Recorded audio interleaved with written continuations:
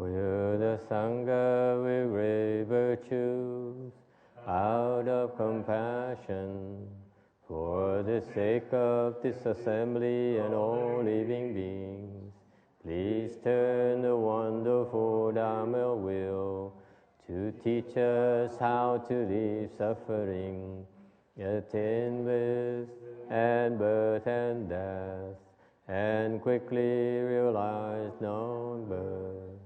Cung thính đại đức tận tình, vì thứ pháp hội cập nhật thiết chúng sanh, tình chuyên diệu pháp luân giao đạo ngã môn, như há liêu sanh thoát tư ly khổ đạc lạc, tốc chứng vô sanh. Homage to the Blessed Noble and Perfectly Enlightened One. Nam mô Sa Đàn Thô Sư Chế Đô Ye Ở La Hờ Đi San Miao San Pu Tô Xie.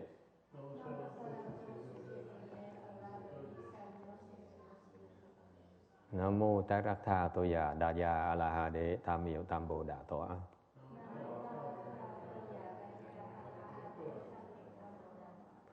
The unsurpassed, profound, subtle, and wonderful Dhamma, 100,000 million aeons is difficult to encounter.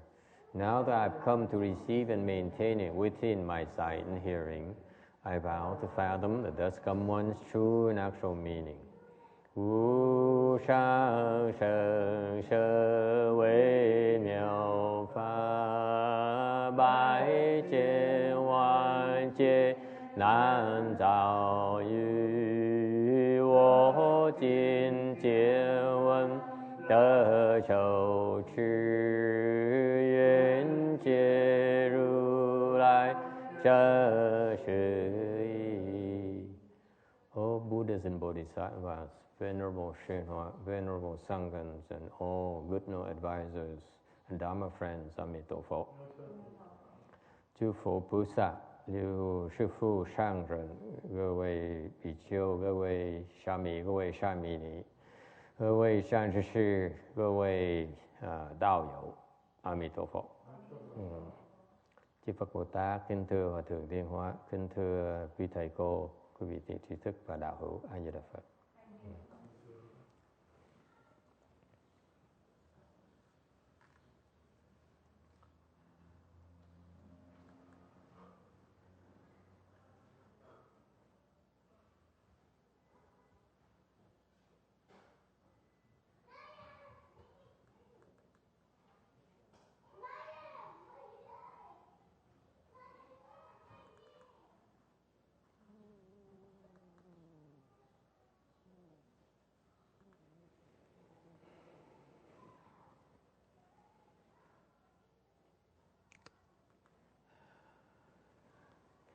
Hello everyone. We are gathered in Rosemead, California on the 24th of May 2015 to continue discussing the Heart Sutra. You should be on slide 113. It's been 3 weeks when we last explained the sutra because we took 3 weeks off to practice the Chan Chi. Đã nghỉ 3 tuần để mà tu thiền thật. And so I apologize for being a little bit late today. Xin lỗi quý vị đã hơi trễ một tí. Just with so much to catching up to do. Có nhiều cái chuyện nó phải giải quyết. It turns out that for you it's like it seems like we want vacation for 3 weeks. Đối với quý vị chắc là nghĩ chúng tôi đã đi nghỉ hè 3 tuần. It's not so.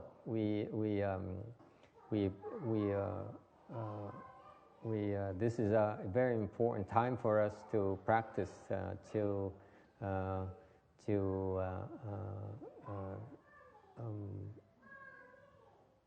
settle some personal issues.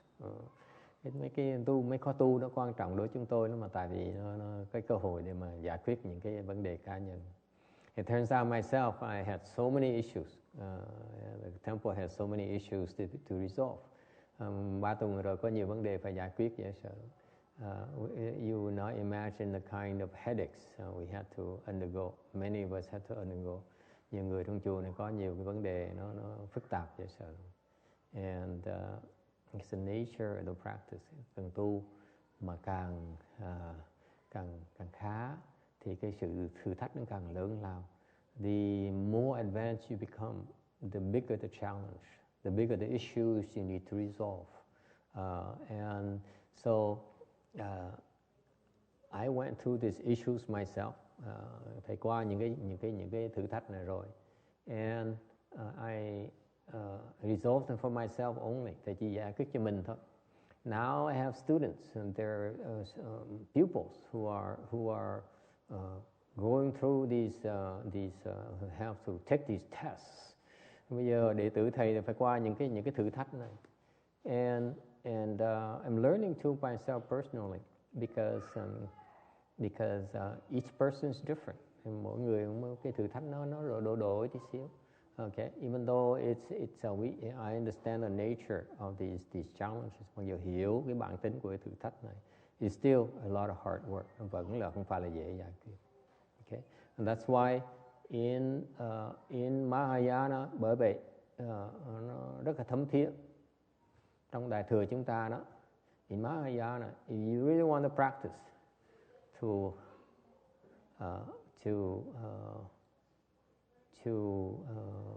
a significant level of attainment, you need guidance.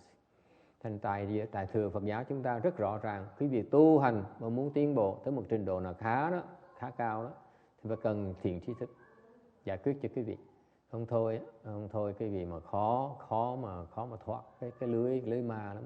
If without the good knowing advisor's help, it's very difficult for you to escape the demon's nets. Okay, that's why a lot of people fail because when they are faced with a test, they don't know what to do. Lý do nhiều người thất bại trong việc tu hành là tại vì họ gặp những cái thử thách như vậy mà họ không biết giải quyết được. And so anyway, it's just things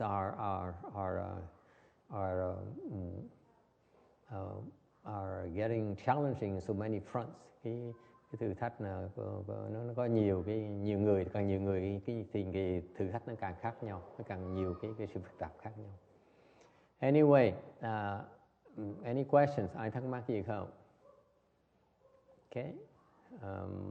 Just one word of advice. Khuyên cái việc một lời thôi. Just remember this. Okay. This is one of the first things I learned from my teacher. Đây là một những bài học đầu tiên mà thầy học với ân sư Ngài Tiên Hóa. He didn't teach me much. Ngài không dạy bao nhiêu. Okay. But one of the first things I learned, một cái bài học đầu tiên hết là you need a good knowing advisor. Phải cần cái vị thầy. Okay. You find a good teacher, like I found in my late Chinese master. Nếu quý vị kiếm được người thầy giỏi, như thầy đã gặp được như Ngài Tiên Hóa đó, then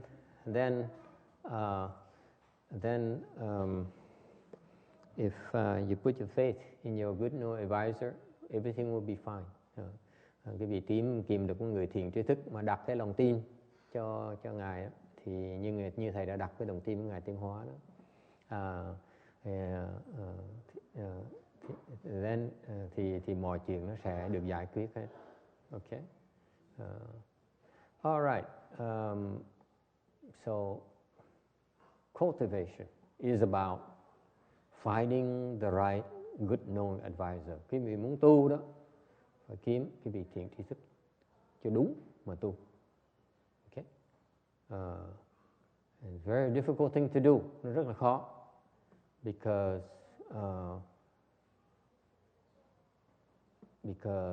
it's very hard to identify a good knowing advisor. Khó mà kiếm thiện tri thức lắm. You see, us Westerners are used to thinking that we're so special. Cái người xã hội văn minh như xứ Mỹ này đó, cứ nghĩ là mình giỏi. Okay, and so when you meet a good teacher, a good potential teacher, you have the wrong attitude, he will not teach you. Quý vị gặp một người thầy giỏi mà cái thái độ nó sai lầm, không ai dạy quý vị đâu. I learned that lesson. It took me 4.5 years to learn it from.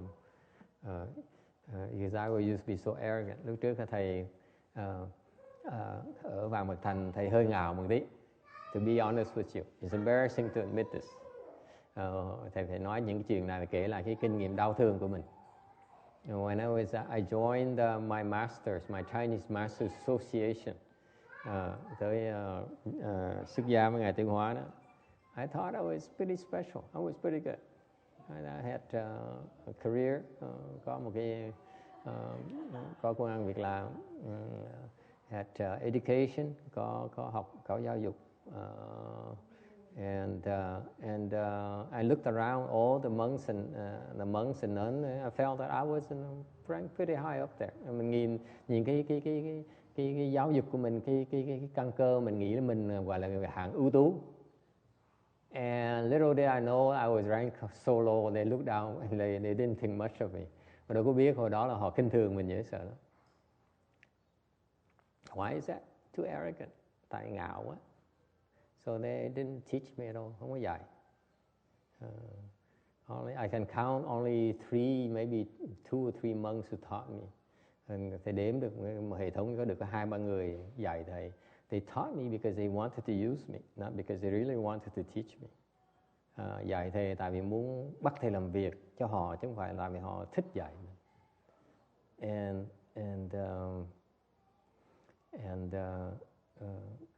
The transcendental cultivation is different from worldly acquisition of knowledge. Cái tu hành đó, nó khác cái sự học, cái học vấn. Okay? Worldly knowledge, you pay for it. Cái thế gian pháp đó, là quý vị có thể mua nó được. You can pay, you can buy anything. Worldly dharma, there's a price on everything. Cái thế gian pháp quý vị có thể bỏ tiền nó mua được để có một cái giá của nó. Okay. Whereas transcendental dharma, ngược lại cái pháp xuất thế đó, you can't pay for it. Cái tu hành quý vị không thể nào trả nó được hết. Okay. So in cultivation there's a concept called cái tu hành đó, nó có một cái quan niệm tên là pháp khí, dharma vessel. You will be taught because you deserve to be taught, not because you can afford it. Quý vị được dạy là tại vì quý vị xứng đáng được dạy, chứ không phải tại vì quý vị có thể mua nó được.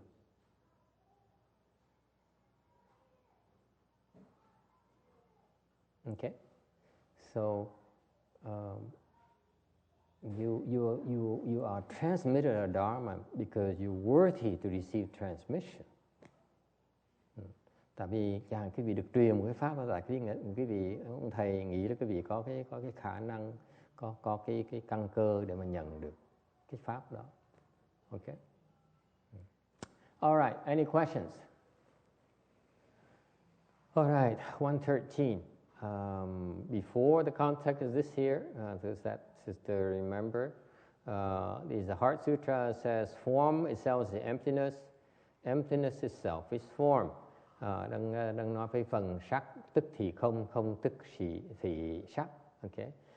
Basically, it's going through the 5 skandhas.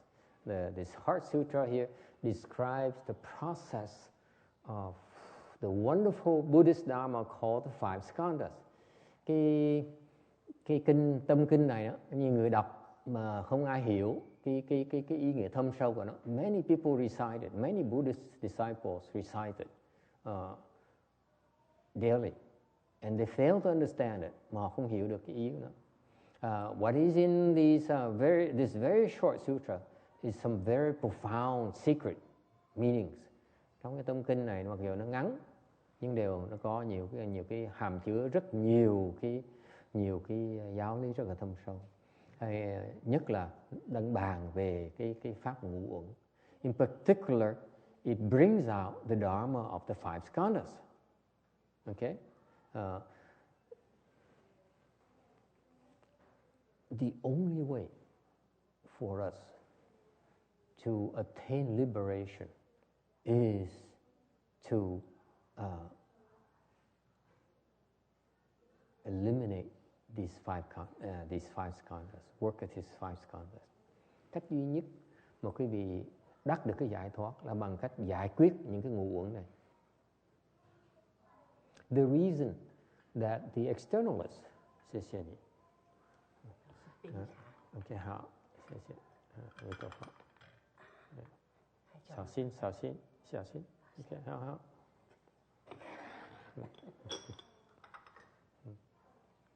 The reason the non-Buddhists cannot get out of the will reincarnation is because they don't know how to deal with these five skandhas. Cái lý do mà cái người mà không phải cái ngoài đạo đó, người mà ngoài cái Phật giáo đó không thể nào thoát được cái vòng luân hồi là tại vì họ không biết giải quyết cái ngũ uẩn này. They have no clues on how to resolve the confusion created by these five skandhas. Cái người ngoài đạo đó, họ không có cái pháp nào, không có cái trí huệ để mà giải quyết cái ngũ uẩn này. So no matter what it is, no matter how wise they think they are, the wise they proclaim to be, thành ra bên ngoài đạo họ có nhiều Phật tử, they may have a lot of disciples, they may have a lot of money, họ có thể nhiều Phật tử, nhiều tiền, nhiều danh nhiều tiếng, they're very famous, but they have no real means to get out of the will reincarnation. Họ không cách nào thoát được cái vòng luân hồi. Only us Buddhists have the technology to do it. That technology is called the five skandhas.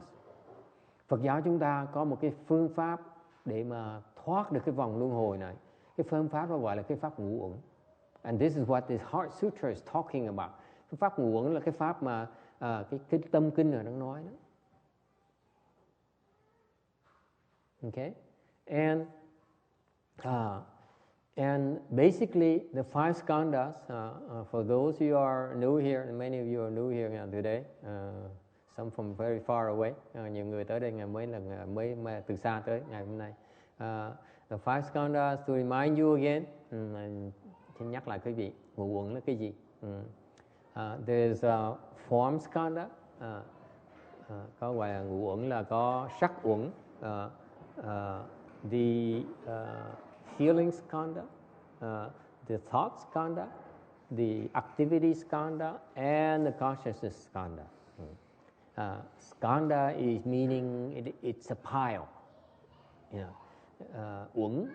uẩn tức là nó từng cái đống.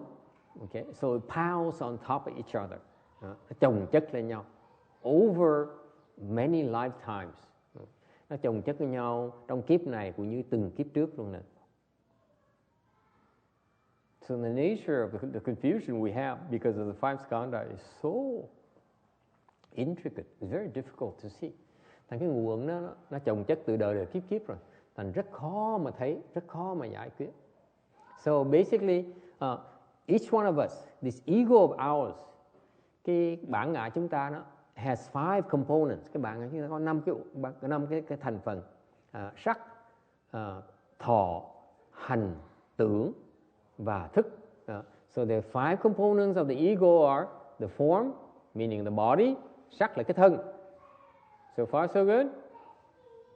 The body is the form skandha. Feeling skandha. Rồi xong tới cái thọ uẩn. Feeling skandha is that feeling that we experience with our body through contact. Okay?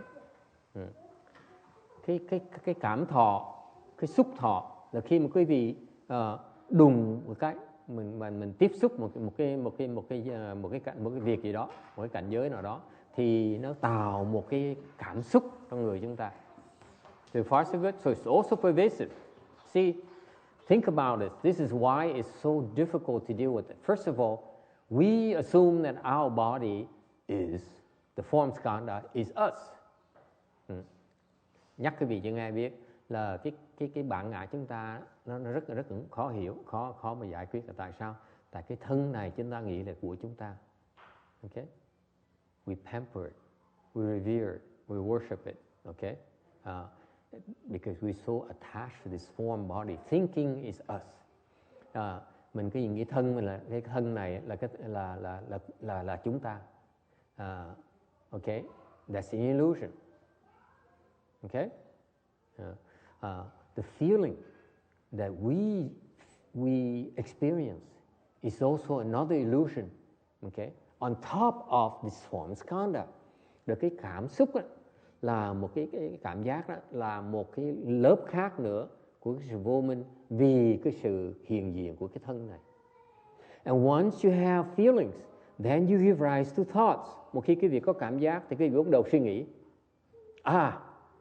It feels good. Okay? You think about it. Mình nghĩ là mình thích nó. Oh, I hate it.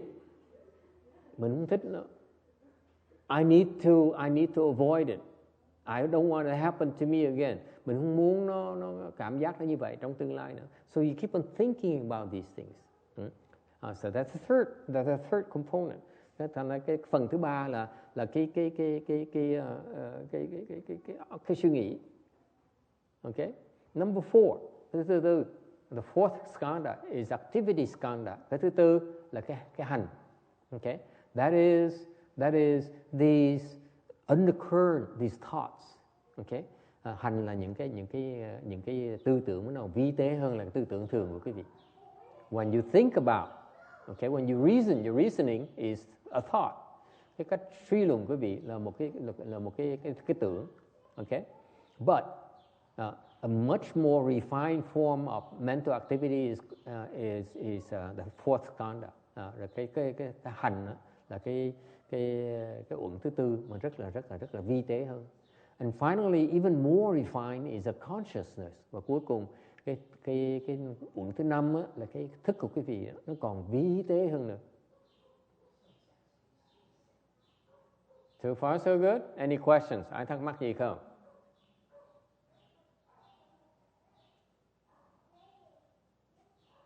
As long you have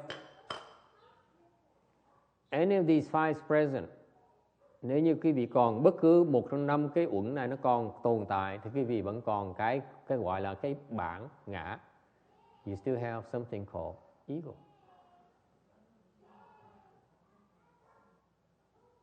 Any questions? Ai thắc mắc gì không? If you understand it, then you should be enlightened already. Những cái mà thiệt sự hiểu á, là quý đã thành đại giác ngộ rồi. Seriously, if you can really understand what I just explained, then you should be enlightened. You should be up there lecturing to me. Nếu như quý vị thực sự mà hiểu được cái thầy mới nói đó, cái ngũ uẩn đó rồi đó, thì quý vị đã chắc chắn đã giác ngộ rồi. Là quý vị phải nên ngồi chỗ này mà nói pháp để thầy nghe. Okay?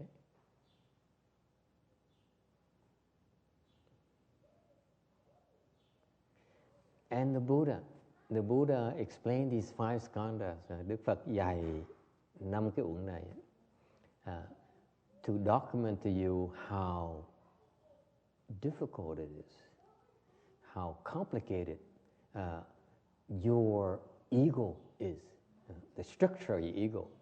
Quý vị thấy cái năm cái ngũ uẩn nó cho quý vị chứng minh rằng cái bản ngã chúng ta nó rất là phức tạp. Okay? And therefore the Buddha has a way to undo all this. Đức Phật mới có cái phương pháp để mà gỡ những cái con rối này. The five skandhas, by the way, are likened to five knots. Thành cái ngũ uẩn á, cái sắc, thọ, tưởng, hành, thức này là giống như 5 cái guốc dây. We have 5 knots. Okay? And these 5 skandhas are the 5 knots, one on top of the other.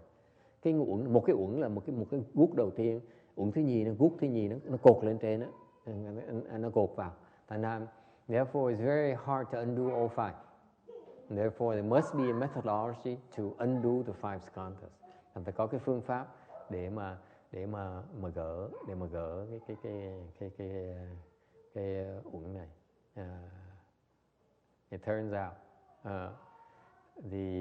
one of my students, previous students, thì ra có một cái người học trò thầy lúc trước, he got into the first skandha region, cái cầu đó vào cái uẩn đầu tiên hết. And he failed miserably. And he's done. Cái uẩn đầu tiên này mà gặp cái sắc uẩn không, giải quyết không được. He could not resolve the form skandha. He failed.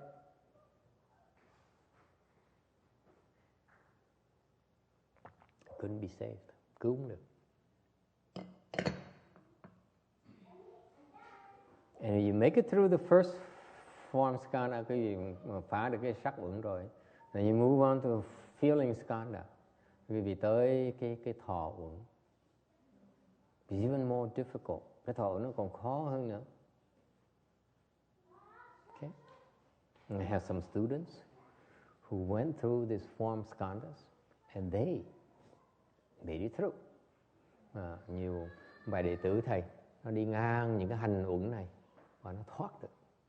And then they moved on to the thought skandha, xong họ tới cái tưởng uẩn. Okay. So there are progressions that the tests are increasingly much more challenging. Từng cái giai đoạn nó càng ngày nó càng phức tạp thêm.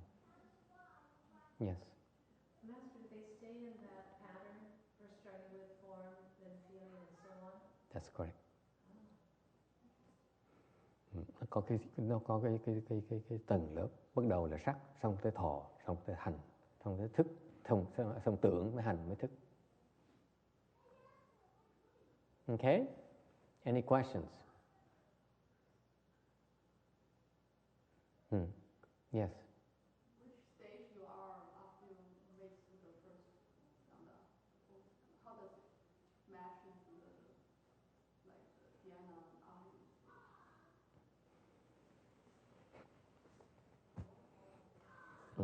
Câu hỏi là cái trình độ của cái ngũ uẩn với là mấy cái thiền định nó sao? Does anyone know what happened to all my Left disciples? Mấy ông thầy, mấy cô biến mất đâu hết rồi. Oh, mistress, the Chinese mistress. She's sleeping.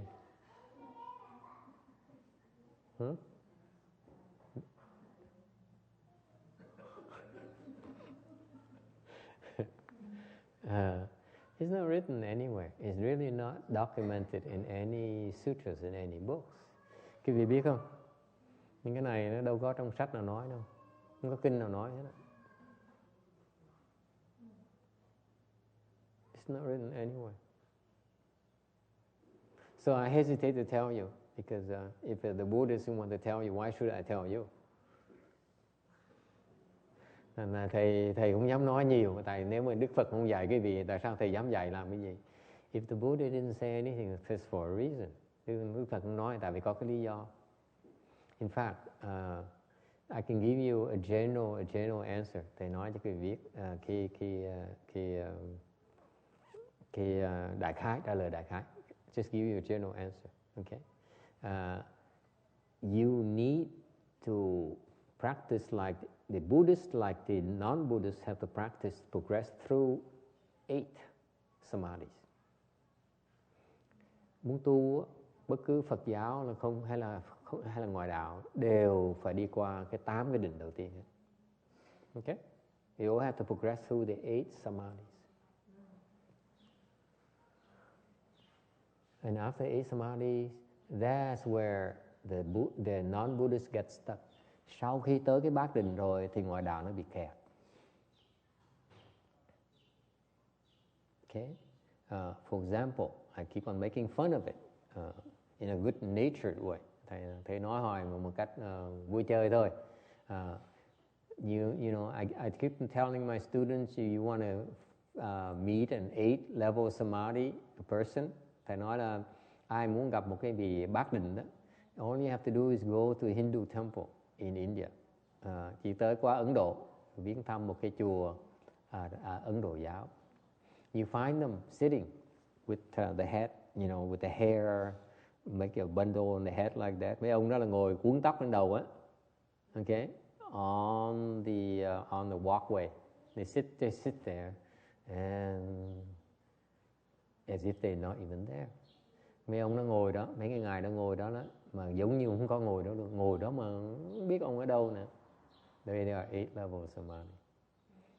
Ấy đó là bát định đó. And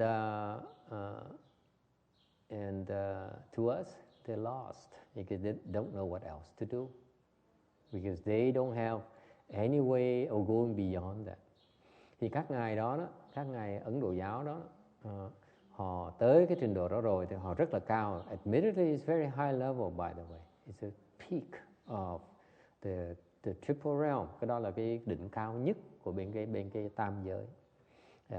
But they still stuck within it. Nhưng mà họ vẫn chưa thoát được cái luân hồi. They still within the wheel revolution, reincarnation, and they have no way of getting out. Và họ không thể nào thoát được ấy. There's no way. Okay? And that's where, so don't make fun of them. Quý vị đừng coi thường họ. If you can be as good as the 8-level samadhi, it's very impressive. Quý vị mà tu được bát định không phải là chuyện, không phải là dễ đâu, rất là hiếm có. Most monks and nuns don't make it. Đại đa số những thầy cô tăng ni đều không tu tới đó nổi.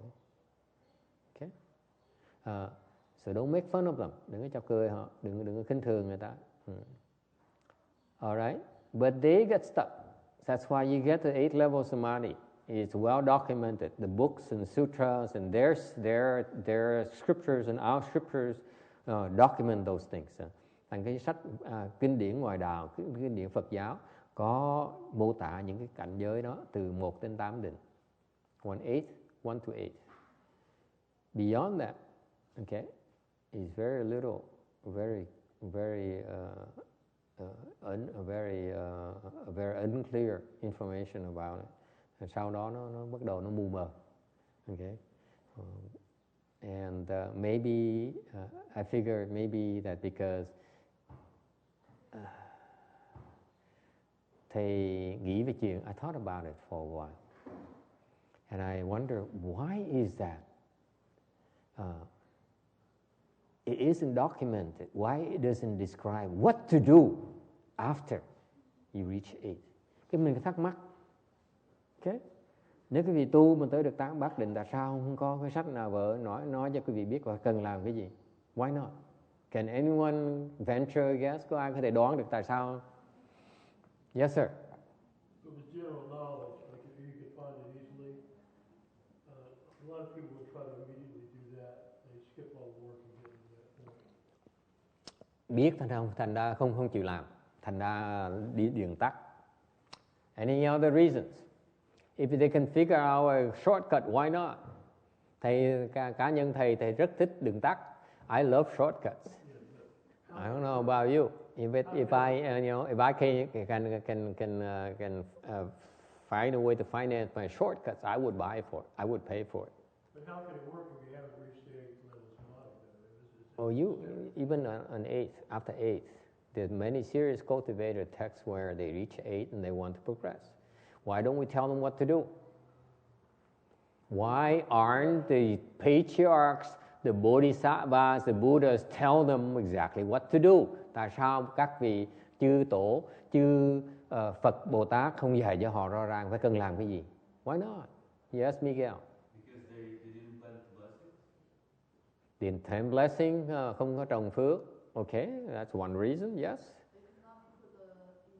They're not. What he means is that I don't believe that Miguel quite understand what he's talking about. But in the word he uses is proper, but his thinking, his understanding of his words are improper. So that's why I have to accept it. Right? Okay, give him credit, the benefit of the doubt. What he means is that you need to plant the blessings to really want to get out. Most you worldly people never take that seriously. You are busy making money. You're busy getting famous. You're busy getting married. You're busy, all those things, those worldly pursuits. You don't spend time thinking about getting out. That's why you never planted enough blessings to be able to get out when you get to that stage. Is that what you mean, Miguel? Thank you very much. See? Beginner's luck. Quý vị thấy không? Tại sao vậy? Như cái bà cụ 80 tuổi, 100 tuổi sau kia nè. Bà trước giờ cái đời lo sinh nhai. Quý vị ta lo kiếm chồng, nuôi con. Người lo xây dựng cuộc đời. Okay? When you get older, now the husband says, "You're too old now. I don't want you anymore. I want a younger woman." Okay? That's life. So you invest all your life pursuing things that by the time you reach that level, you never prepared for you to cross it, to break through. You never prepared. That's the nature of ignorance. Tại vì không chịu chuẩn bị để mà đắc giải thoát, thành ra không trồng cái chủng tử để mà thoát. Thành ra lúc mà tới đó không có đủ phước mà thoát. Lúc tới đó là hết sức rồi, chỉ còn rớt xuống lại thôi. All you can do is fall down, that's it. Okay? So Miguel's answer is very profound. That's a Portuguese answer, by the way. We are very international assembly. Cái mặc dầu cái lớp mình nó nhỏ, rất là nhỏ, nhưng đều nó rất là quốc tế. Một người một nước, one person from each country. That's about all we can handle. So you understand? Is it clear? Because we never emphasize getting out. We're too worried about staying inside. Mình cứ đam mê chạy theo cái bóng, mình không chịu tính cái chuyện giải thoát. Okay? Yes. Can you elaborate? How does the woman break out if she's told to go into the bar and she's told? How does she break through that? You said you never break through. Because you never planted the blessings to break through. You never really wanted that badly to break through. You devote most of your time and resources on conquering the present. Okay? What you know. And you don't know the importance. You never put the emphasis on the importance of breaking through.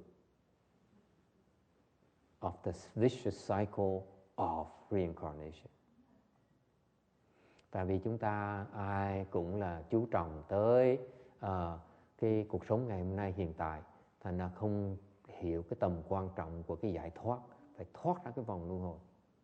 It's when they get as old as these 90-year-old and 98-year-old woman here, lúc mà 90 tuổi, 100 tuổi rồi, then they worry, bắt đầu lo sợ. They said, my goodness, I spent my entire life. I've known love. I've known brokenheartedness. I have all the ups and downs in life. Now I'm old. I have no way of getting out now. Khi mà quý vị thấy họ, quý vị you consider yourself so lucky. Quý vị rất là may mắn to see be in the presence of these old and desperate ladies. Thì gặp những cái người bà già mà còn chừng 100 tuổi nữa rồi, when you get to be 100-year-old, and I'm exaggerating a little bit. Thầy hơi méo mó tí, thầy hơi quá lố một tí. Because my point is well taken. Because these people will be so happy to reach 100 years old. Okay, mấy cái bà này mà tới 100 tuổi là mừng hết lớn á, nhưng mà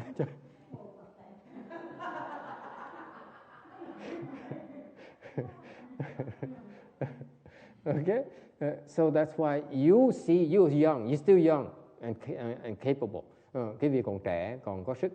Mấy bà cụ này là chân nó vẹo hết rồi. They can't bend their knees anymore.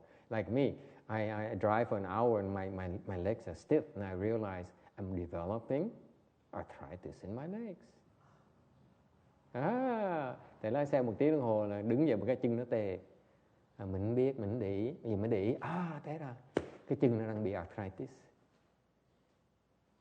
Okay, and after chán chi, you cleared up. Sau ngày ngồi thiền 3 tuần như cái bà già này nữa, chân nó lỏng là ngay lập tức. You see, so the point here is that we should be grateful to these old people. Okay, we're catching a glimpse of what's going to be just like 5 years down the road. Cái gì biết không? Khoảng chừng 5 năm nữa mình không khác gì họ hết đó. Replacing the knees, the hips, and desperate. Okay, I'm getting so pessimistic myself. Not much time left. Yes, any questions? Any other questions? Yes? Master, I have a question about reincarnation. Yes. If you reach some level of samadhi Yeah. in one lifetime, Yeah.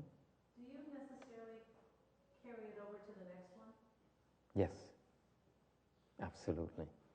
Cái hỏi quên nhìn các bà cậu Ngân này cũng không có trẻ nữa đâu. I forgot about the woman who hides behind her wrist right there. That woman is also old. Her late 60s already. Bao nhiêu mấy tuổi rồi cậu Ngân? 78 chưa?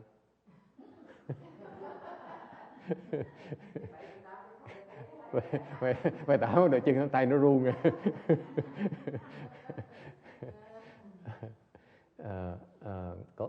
Câu hỏi là khi mà quý vị tới mấy cái hàng như Thất Bình Bát Định thì kiếp sau nó tới đó khó khăn.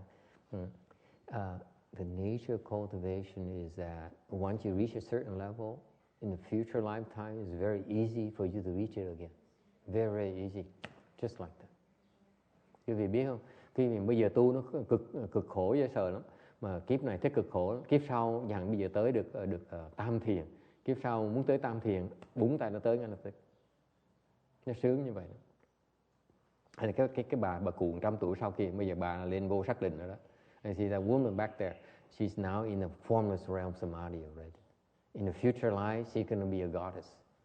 Okay? Sau làm gì đó, làm Chúa Trời. It's very, very happy. Okay? So you make money. You cannot, you have to start over again. Khi làm giàu á, kiếp sau phải làm tiền lại. Okay? You have to start from square one again. Okay?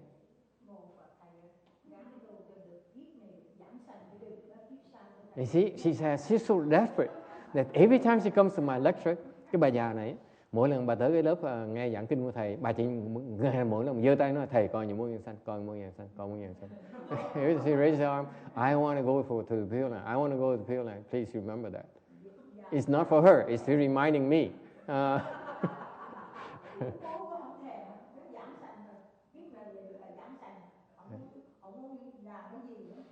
Yeah. And she said, let me interpret for you. She's speaking Vietnamese, and many of you don't understand Vietnamese. And let me interpret that for you. And I will interpret in Vietnamese for them as well, because this woman, she speaks in code. Interpretation. She says, I have a lot of money. So I'm very happy in my fortune. Now I have my fortune. The next thing I want is my fortune and rebirth. That's the code. Cái bà cụ ý bà như vậy, thấy cái mặt bà sướng vậy sao? Bà cụ nói là con thành công, mặc dù cuộc đời nó khổ nhưng đều thành công rồi ha.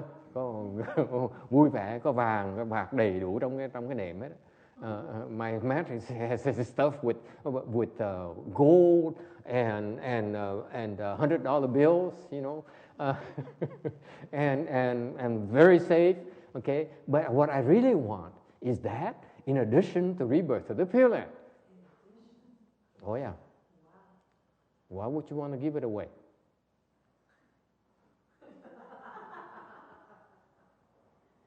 Okay? All right. And that, back to the question. Why don't we teach you what to do after 8? Tại sao chúng tôi không dạy cái việc cần làm gì sau tới bát định? 8, by the way, for you, those you who don't understand, 8 is the top of the world. It's the highest level of attainment that you can achieve. Bát định là cái trình độ cao nhất trong cái thế gian này mà quý vị có thể đạt được. Now, there's nothing beyond that in worldly dharma. Ngoài cái thế gian pháp này, không có cách nào mà thoát được hết. Does your teacher tell you how to get out from 8? Thầy quý vị, I asked all of you, those you have teachers, do they tell you how to get out of 8? Những người quý vị mà có thầy, có sư phụ đó, các thầy quý vị có nói cần làm cái gì để tới sau khi thoát được bát định chưa? Anyone? Please tell me.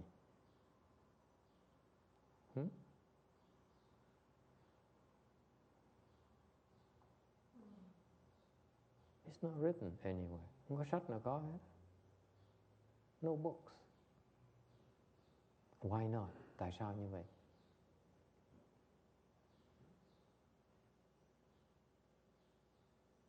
Why not? Yes, Vicky. Master, is it because it's in the formless realm? It's in the form, it's beyond the realms. You have to transcend all realms. Nên là phải thoát tất cả những cái giới. Okay. Yes?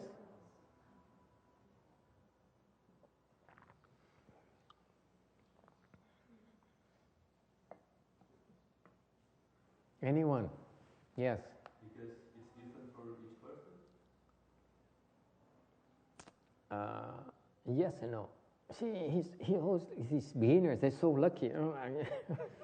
It's not quite wrong, but it's right. Mấy cái người mà nói dùng chữ nó không biết ý nghĩa của chữ nữa, dùng đúng chữ đúng. Okay, it's correct, but it's not quite the way you understand. Again. Yes, anyone else? Hả? Nhập Lạc có muốn kể chuyện gì không? Ruler, do you have any story to tell us? Yeah? Yes, of course.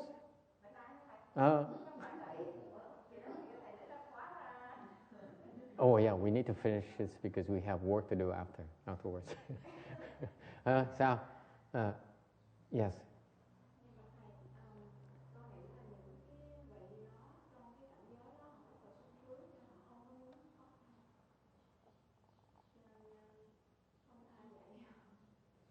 Không phải sung sướng đâu, mà nếu họ biết cách thoát họ đã nói rồi. Những ngày đó mà nếu thực sự mà họ biết cái cách thoát, tại những người thoát á, còn sung sướng hơn nữa.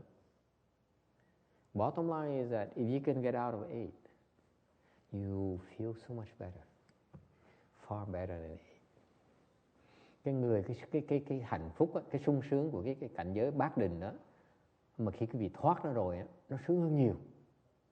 Bởi vì cái Phật giáo mình gọi muốn thoát tại nó càng ngày nó càng sướng con ơi, chứ không phải giải thoát là mình khổ đâu. Let me remind you, liberation means you better off, you're happier. Every step higher, you're happier. Okay? Giải thoát là tại thoát ở trình độ cao hơn tí là sướng hơn tí nữa, cao hơn tí là sướng hơn nữa. The more you rise, the happier you become, the richer you become. Let me put it this way, but for this old woman, she doesn't quite understand it. Cái bà cụ này không hiểu. Mình tăng lên một trình độ mình giàu hơn, mà mình sướng hơn nữa. Every time you move to the next level, you're richer in blessings and you're happier inside. That's why Kim Dean doesn't understand. She's perfectly happy. I'm happy to be here. Phải không con?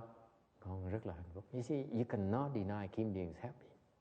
But she fails to understand is that she could be happier.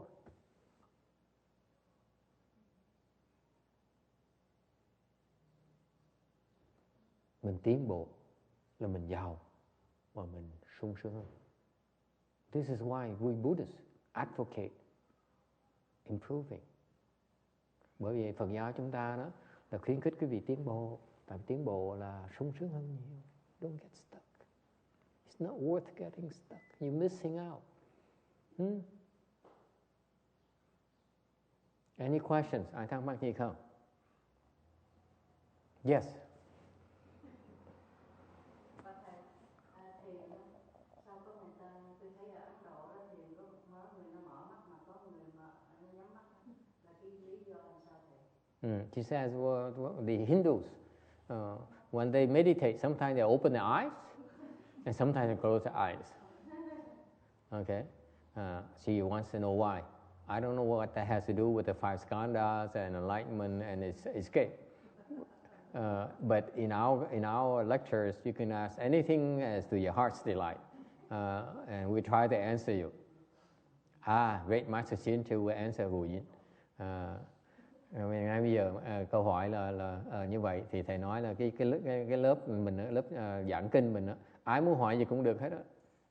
Muốn nói trên trời dưới đất thì cũng được, hỏi trên trời dưới đất thì cũng được hết đó. Mà may bây giờ có thầy Hiền Trì rồi, đại sư Hiền Trì sẽ trả lời cho cái câu trên trời dưới đất này. Trả lời đi thầy.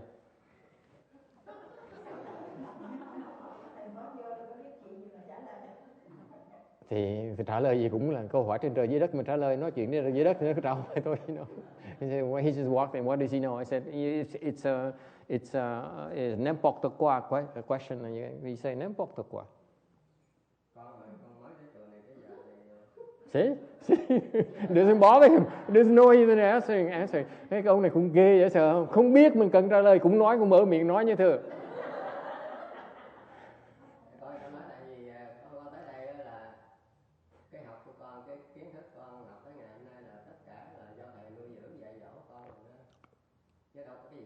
So true.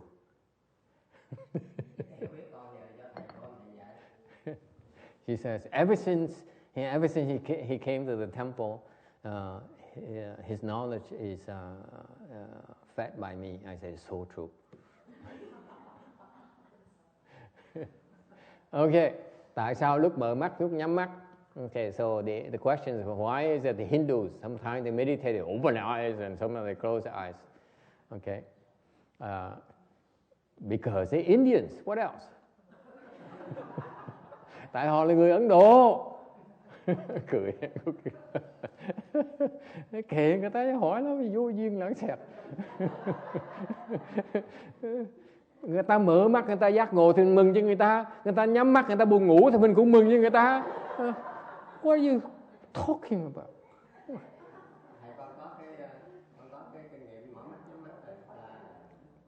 Khi mà mình nhắm mắt á, mình quán tưởng nó dễ tập trung hơn mình mở mắt. Mở mắt mình bị những cái xung quanh nó làm mình không có tập trung mạnh vậy. Mình nhắm mắt á, mình tưởng cái mình đang thắc mắc nó mạnh hơn. Nó theo cái cá nhân tôi nói vậy. These people, they talk anything. Now Tech is bored. I mean, pay attention to me. Pay attention to me. I've been here since 7 o'clock. Someone please pay attention to me. Without the dictionary, Yes, good one for you. Yeah, non-Vietnamese. We're going to have Vietnamese class starting next Sunday. If any of you is interested, and then after that, Tex will teach you how to make voice production. Never mind. We're going Oxtail. So my answer to Go Yin in English, in Vietnamese, is that what are you asking about? Because the answer clearly is some of these Hindus, when they meditate, they open their eyes, and some of them close their eyes. It's because they're Indians. What else?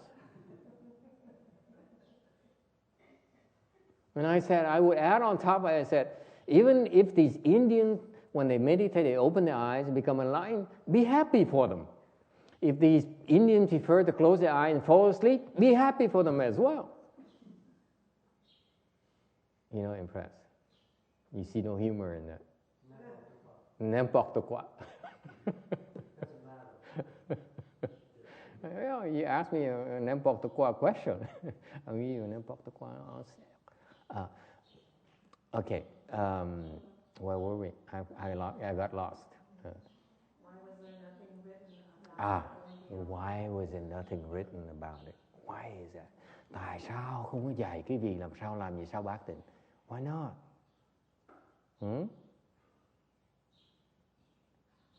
Yes.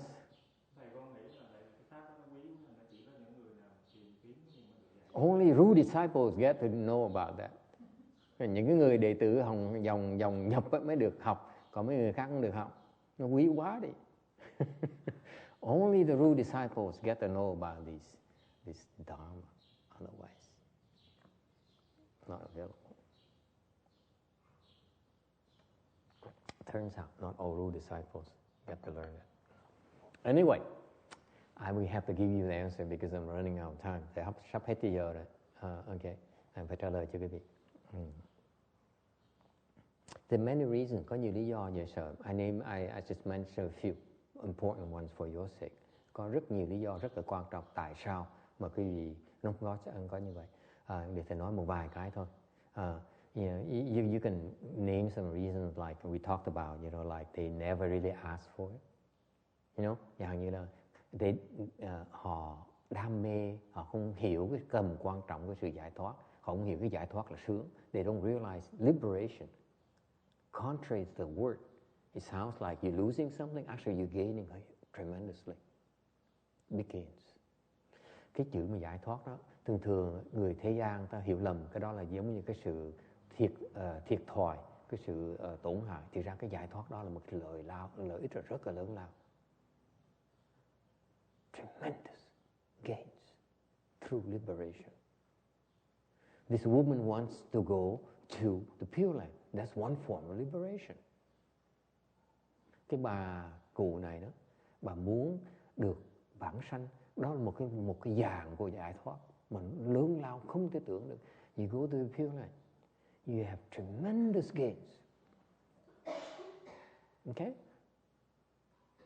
So far so good? Okay? So but people misunderstand the meaning of liberation. Người ta hiểu lầm cái chữ giải thoát. In particular, not you. Your teachers misunderstand the meaning of liberation. Cái người thầy quý vị không hiểu cái chữ giải thoát. That's why they never taught you. They never emphasized the importance of liberation. Vì họ không hiểu chữ giải thoát, họ không chịu nhấn mạnh cho quý vị cái tầm quan trọng của giải thoát. My teacher, that's all he teaches about. Ngài Tiến Hóa, Ngài chỉ dạy về cái giải thoát không à? You notice that? Anyone? Chinese people? Tôi với đây. Huh? Do you translate for her or are you sleeping?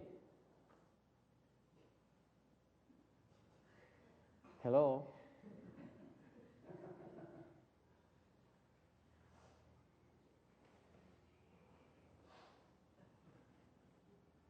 Does she understand? 你听得懂吗？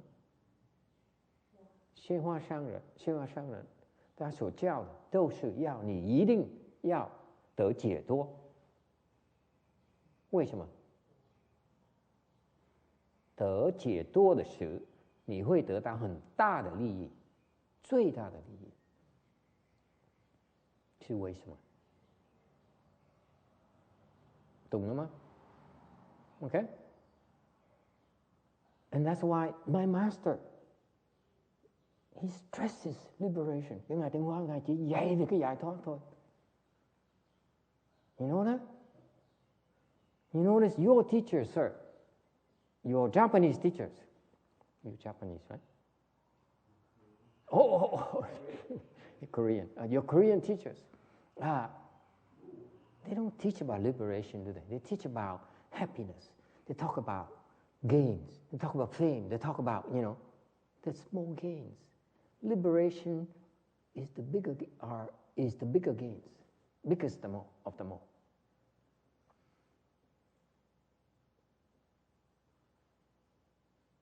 Questions or comments?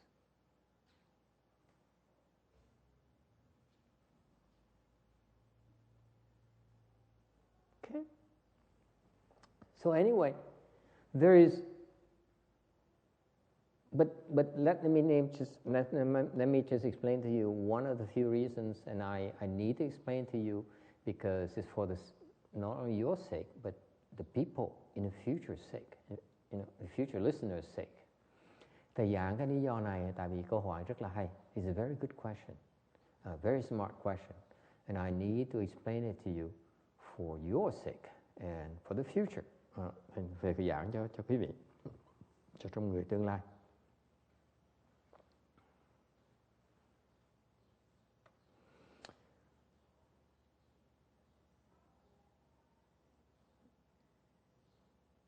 If we tell you what to do, nếu như chúng tôi mà biên sách ra nói cái việc cần làm cái này nữa, okay, would take 1,000 volumes. Phải cần ít nhất 1.000 cuốn sách. Maybe 10,000 volumes. Vậy thì phải cần 10.000 cuốn sách. In some cases, like Kim Điền case, 100,000 volumes. Cô Kim Điền mà cần 100.000 cuốn sách giảng mới xong. Tại it depends how complicated your mind is. The more complicated, the longer it takes to explain it to you.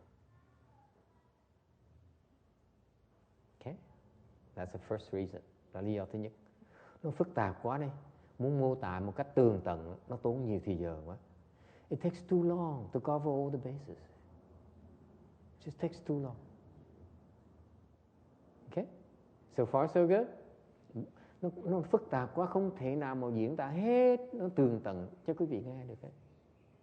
So it is much better, vì vậy, tốt hơn hết đó, that we give you individual instruction, dạy từng người đó. Okay? For you, it's money. Okay? Một cái người này là dạy về tiền. Okay?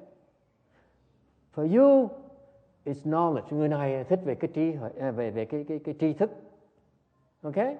For you, it's emotion. Cái người này là cái tình cảm. Okay? So far so good. This person is fame. Cái người này là phải đi con đường danh vọng. This person needs to go through the fame door to break through. Okay? This person is cultivation. Người này phải tu. Okay? As a monk, tu con đường làm người thầy tu. This person is to the door of a mother. Cái người này phải dùng con đường của người mẹ.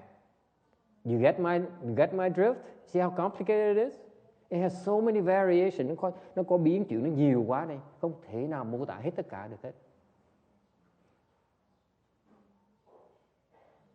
Is it clear? Ai thắc mắc gì không? It has to be individual instructions. Mỗi người nó mỗi khác. Phải dạy từng người một cái hoàn cảnh như vậy. Plus it changes with time. Older people are different. Younger people are different. Người già, bố lão nó khác người trẻ. Okay?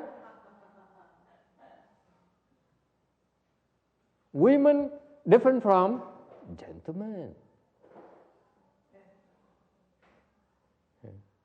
American different from Texans. So far so good? You see? There's so many variations. That's my point.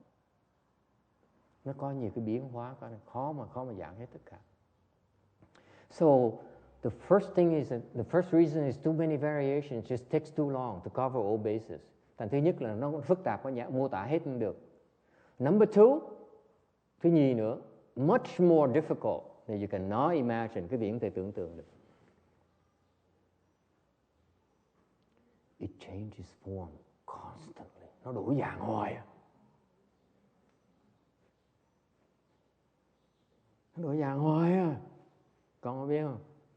Cái chỗ con bây giờ nó đổi dạng hoài, ngồi đó hoài, con nhìn không ra đâu.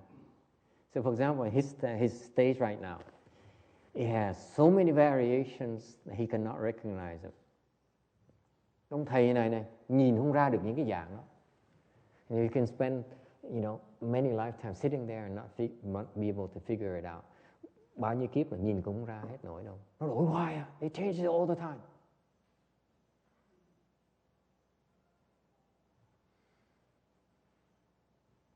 Any questions? You believe me? Có tin thầy hay không? Or it's just BS? You feel it's BS? We just dance, giving a song and dance so that we don't have to give you the real thing. Quý vị nghĩ là thầy chỉ xạo quý vị để mà khỏi tiết lộ là không? It morphs. It changes. Nó đổi. That's what's fascinating about it. Nó hay dễ sợ cho đó.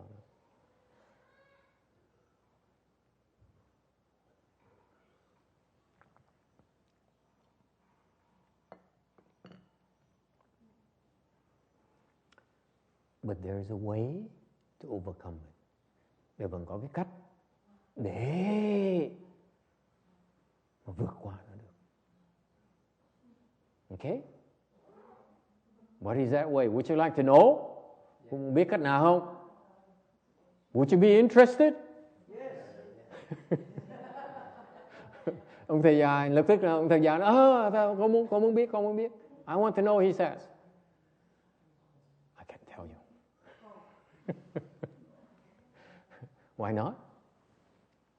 Because it morphs. Nó đổi. The moment I tell you, it changes.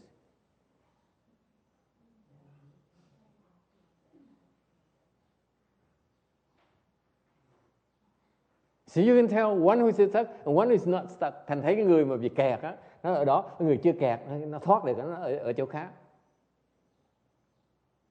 It's fascinating. Cái tu nó vui, nó thú vậy, bị sợ. Fascinating cultivation.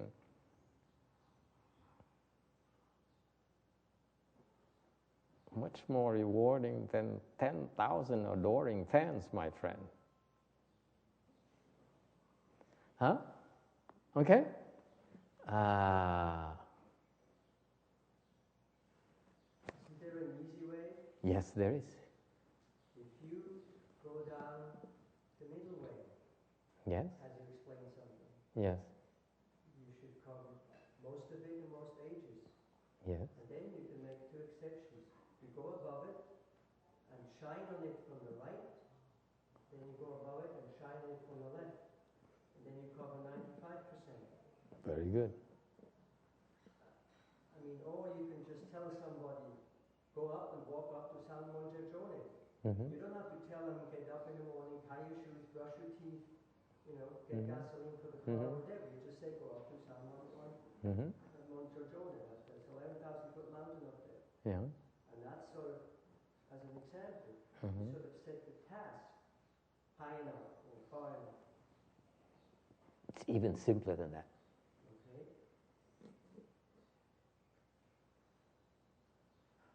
But we can't say it in public. It has to be You can't. two people. That's it.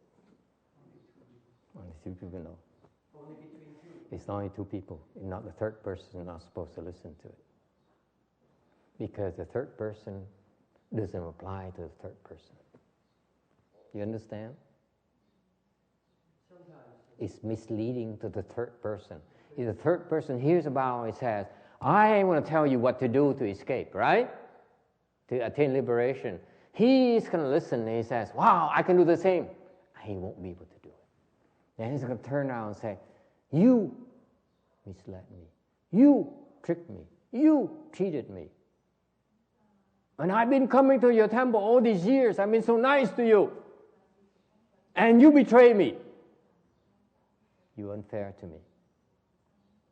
Quý vị biết không? Cái lời dạy này á, chỉ có giữa thầy với người học trò có hai người thôi, không thể nào để tam nhân nghe được. Cái người tại sao không cho người để tam nhân nghe được? Cái người để tam nhân nghe nó không hiểu. Thứ nhất, thứ nhì nó hiểu lầm. Mà cái này là chỉ cái người mà học trò mới áp dụng được thôi. Cái người để tam nhân nghe á, áp dụng không được. Tại người để tam nhân nghe á, nó bắt đầu nó than phiền nó tại sao thầy á dạy cái người này tôi như vậy, dạy người này mà thầy không dạy tôi ở chùa thầy đã 10 năm rồi, ok, mà thầy bỏ bê tôi, thầy khinh thường tôi, thầy giúp mấy người khác mà thầy không chịu giúp tôi. Mỗi người nó mỗi khác. Như khi mình giúp là bắt nó đợi, đừng giúp là bắt nó đợi mới giúp nó, mới lúc nó chín mùi mới dạy nó được, hiểu không? So, are you saying the middle path requires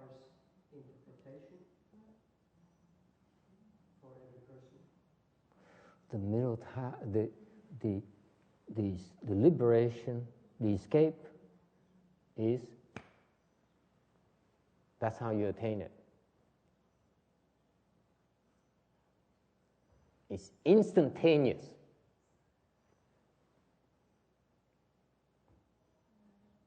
There's no deduction. That's it. That's what it takes. Cái giải thoát nó trong chốc lát đắc giải thoát ngay lập tức. Chứ không phải là phải rườm rà như vậy. Cái việc rườm rà, cái người chưa hiểu nó mới rườm rà, cái người mà hiểu rồi nó rất là giản dị. Those who don't understand have a long list of instructions. Those who understand, one thing, here, okay? Làm một cái là làm được ngay. If you do this, you attain liberation. You don't need to go through a long list. Không cần phải qua một cái trang giản dị đâu. You need to, breathe, you know, 1, 2, 3. Không, giải thoát không được. It doesn't work like that. Giải thoát là một thôi là xong. That's why it's so easy. Là nó dễ lắm. And yet it's not easy. Nhưng thì thực ra nó không dễ. It's timing. Đúng cái thời gian mới làm được. You need to prepare for it. Mình chuẩn bị cho nó. Just like when you cook rice. Mình nấu cơm vậy đó. Right? You go through the entire process and all of a sudden, at that moment, rice is cooked. And if you overcook it, it's no good. Timing is everything. Okay? And by the way, it's not the way you think. You do this, no. It takes preparation. It may take longer than you think. Maybe quicker than you think. For example, why is that in the Buddha's time, he met his disciples, okay? And he said a few words, and they become enlightened. They attain liberation just like that. Why do you think? Because those instructions are designed to liberate these boys and girls. Not for you, not for me. That's why I read it. I repeated it to you. I repeated these wonderful women. And these old women, they don't work. Does it make sense? That's proof right there. Anh quý vị biết không? Nó phức tạp mà thực ra cũng dễ lắm. Tại ăn thua là mình biết cái sự khéo léo, mình đúng lúc một cái là giải thoát ngay lập tức. Còn không thì nó không có hiệu nghiệm. Bởi vì trong khi mà Phật xuất thế đó, Phật dạy đệ tử của Phật đó, nói một cái vài câu người ta giác ngộ ngay lập tức. Thầy đọc những câu như vậy nó đâu có giác ngộ được đâu.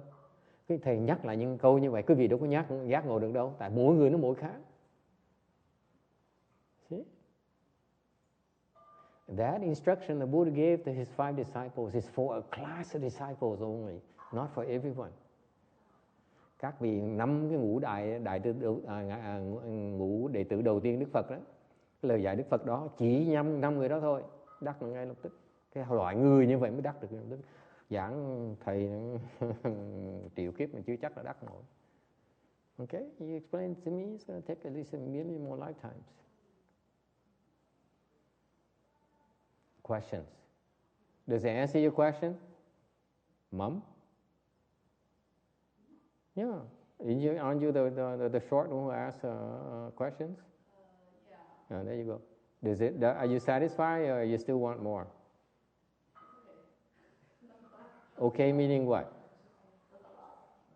It's too much? Next time I shorten it. Any other question? Ai thắc mắc gì khác không?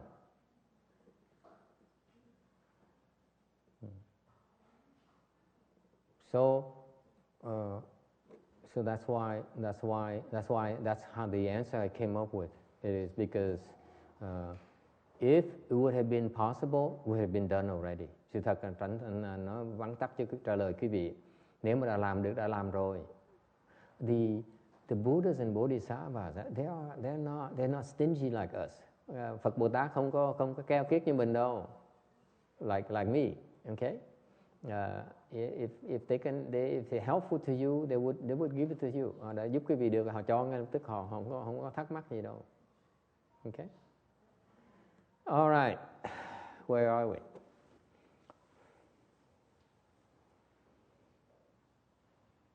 So in order to break through these 5 skandhas, xem quý vị muốn phá qua cái ngũ uẩn này thì quý vị thấy nó là không. Basically, to break through to them, you have to see them as empty, meaning they're surreal, they're not real. Muốn nói là ngũ uẩn giai không á, có nghĩa là những cái uẩn này á, quý vị phải nhìn nó là một cái chuyện viễn, một cái ảo tưởng, okay? Và đừng có phản ứng. Do not react to them. Okay? That's what is meant by emptiness. Empty, when it's empty, it means that you do not take actions. Sắc là không, có nghĩa là mình không có làm gì hết á, mình không hoạt động gì hết á. For example, people slap you. Don't do anything. Then it's really empty. If you say, ow, what did you do that for? Okay, then it's not empty. Got it? Không có nghĩa là quý vị đừng có làm gì, người ta làm kệ người ta, đừng có phản ứng gì hết. Cái đó gọi là không. Vì đánh một cái mà phản ứng là tại sao đánh tôi á, nổi cọc lên đó, là người đó chưa là không. So far so good. It's action, it's doing, it's not talking, not conjectures, it's doing. When you sit there and cross your legs hurt, and you can't stand it, and you wiggle.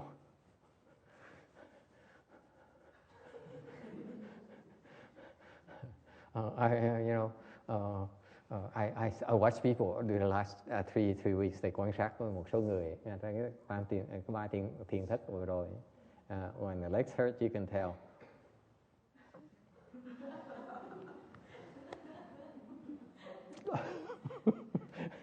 Đau quá, bắt đầu gồng. They tense up. And some people will say,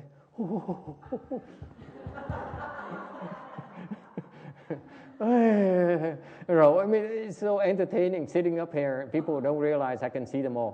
Mà họ có ngờ trong bóng đêm mà I can tell even it's very dark.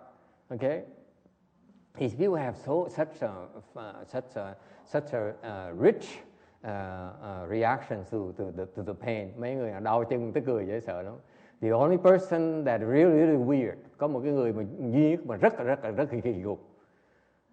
Okay, when it hurts, có một cái bà đó mỗi lần mình đau là bà ngủ gật. Why is that? Because she would not do anything until she passed out. Cái bà già này lạ lắm. Nó đau chừng nào bà ngồi yên chừng đấy. Bà ngồi yên nó đồ bà ngất, bà bất tỉnh luôn, bắt đầu ngáy. Okay, all right. So that's why if you are able to not be attached to your body so much, là cái vì nếu mà không đừng chấp vào cái thân này quá. Don't pamper it too much. Bớt nuông chiều nó. Don't seek pleasant feelings. Đừng có tham cầu những cái cảm giác nó sung sướng. Don't think too much. Đừng có suy nghĩ nhiều quá. Đừng có tính toán. Don't think this is like Kim Điền. This is right. This is wrong. This is fair. This is unfair. Đừng có nghĩ là cái này đúng, cái này sai, cái này là công bằng, cái này không công bằng. Okay, it's called thinking. Anyone does that? Có ai làm như vậy không? See, only Kim Điền and myself know what we're talking about. Okay.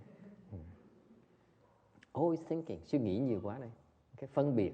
This is by the way, this is in Buddhism is called the discriminating mind. Phật giáo gọi là Ngài Tuyên Hóa Ngài dạy cái này gọi là cái tâm phân biệt. That's what he's talking about. Ngài Tuyên Hóa Ngài nói là bơ cái tâm phân biệt. My master, late Chinese master, he keeps telling everyone, you know why? You listen to his lectures. Discriminate less, to stop discriminating mind. Cứ bớt cái tâm phân biệt, cứ bớt suy nghĩ một tí đó. Okay. And for years I couldn't understand it. Biết bao nhiêu năm thầy nghe hoài không hiểu gì hết đó. Because we are always analyzing. Like Heinz, he says, this is advantageous, this is not advantageous. This is logical, this is Heinz, especially Heinz has a weakness. It's logical, it's illogical. Am I correct, sir? To some degree. 99% degree. The other time is when his wife speaks, then, yes, honey. You are right. Okay? That's what it is. We have these mental attachments, these prejudices. Chúng ta đã ai cũng có nhiều cái thành kiến. It has to be fair. Ask Go Yin. She disappeared already. Cái bà ngu gật rồi phải không? I know it. She couldn't take this. All she wants to know what the Indians do, and that's it. Bà nó tới nghe là giảng rồi hỏi thử là người Ấn Độ tại sao nó mở mắt nó nhắm mắt, xong rồi nghe xong là vui vẻ bỏ chạy ngay lập tức. Khổ dễ sợ. For 5 years now, dạy 5 năm biết tới đâu vậy.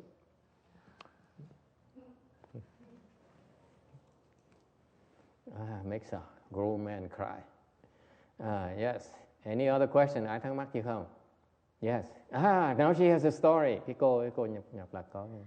Dạ thưa thầy, mà như những người mà mới bắt đầu tu thiền chưa có ngồi vị đau chân này kia đó, thì hồi xưa đó các vị thầy cho dạy về thiền là nhiều quá. Có câu chuyện hả?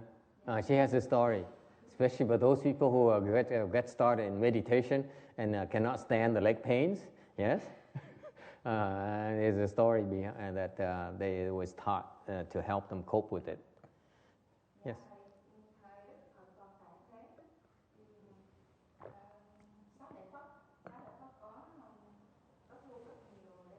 When the Buddha is in the world, Shariputra, his chief disciple, number one wisdom, has a lot of disciples.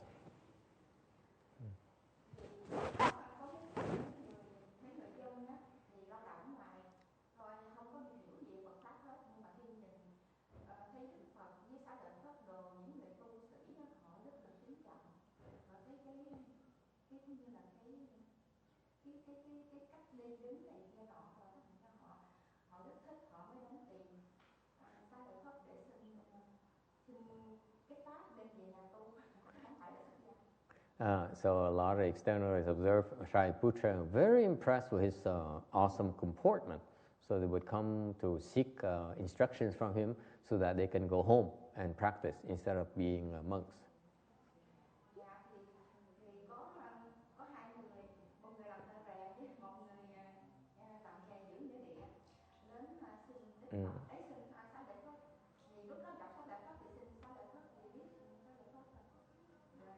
So one is an iron worker, and one is the cemetery guardian, and they came to see him.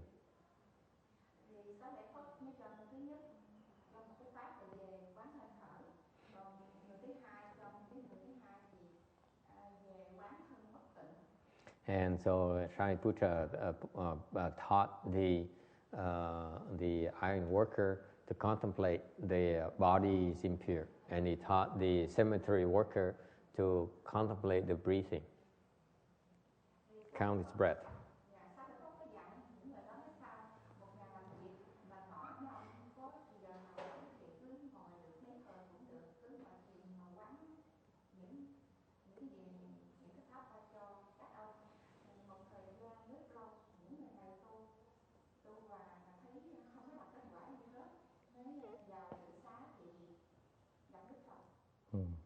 So these people came back and used these methods, and hi mom, and practiced it for a while, and it has no effect. They make no progress whatsoever until they came see and saw the Buddha. Dạ, đi vô thực xá thì không gặp được Xá Lợi Phất mà gặp Đức Phật thì Đức Phật mới hỏi Đức Phật nếu là Xá Lợi Phất cho cái pháp mà về tu hoài của ông nó thấy kết quả, rồi Đức Phật mới hỏi chứ ông làm nghề gì, ông giữ nghĩa địa đấy, dạ ông làm nghề giữ nghĩa địa, rồi Đức Phật hỏi Xá Lợi Phất cho ông cái pháp gì về tu, ông nói Xá Lợi Phất cho cái pháp quán hơi thở, thì Đức Phật mới hỏi cái ông cái gì, ông làm nghề gì, rồi ông kia mới nói ông làm nghề thợ rèn, rồi ông thầy Xá Lợi Phất có cho ông cái pháp gì về tu, thì ông nói là cho về quán thân bất tịnh, thì ông Phật nói Trật hết rồi. mỗi người Trật hết phải không? Các con phải tu pháp ăn cà lem. thì Phật mới nói cái người giữ nghĩa địa mà nên cho quán hơi thở thì chết rồi, đúng như vậy. Thôi cái một Phật quán hơi thở thì sao? Còn cái ông thợ rèn á thì hồi xưa có cái ống bơm mình cho lửa cháy lên á, cái hơi thở một lên xuống như cái hơi thở vậy á, thì không cho quán hơi thở đi, cho quán thân bất tịnh, thì ông cũng chẳng kết quả được ha. Đổi lại cái tu chúng đắc quả ngay lập tức, đúng không? Mà trường hợp thầy dạy ăn cà lem. Hoặc rồi thầy lúc nào mà nó kẹp một cái thầy dẫn đi ăn cà lem ngay lập tức. Đâu có. Hôm qua nào? Hả? Ai nói vậy? Hey. Okay, so they applied the wrong method. So the Buddha switched method, and they practice they accomplish the fruition in no time. So you have to use the appropriate method for the person. Thì mỗi người cái pháp nó phải khác nhau, nó phải thích hợp với mỗi người. That's correct. Cái đó rất là đúng. Okay, anyone else? Ai thắc mắc gì khác không? So you see, the one thing in Buddhism, cái chuyện my teacher taught, ngài Tiên Phá, ngài dạy hay vậy sao? I find now that I get older and I don't remember things anymore. Càng ngày càng lớn tuổi càng quên hết rồi. And I only remember the things that somehow stood out. Mà muốn nhớ những cái chuyện quan trọng thôi. So he keeps on talking about such important things in our daily lives.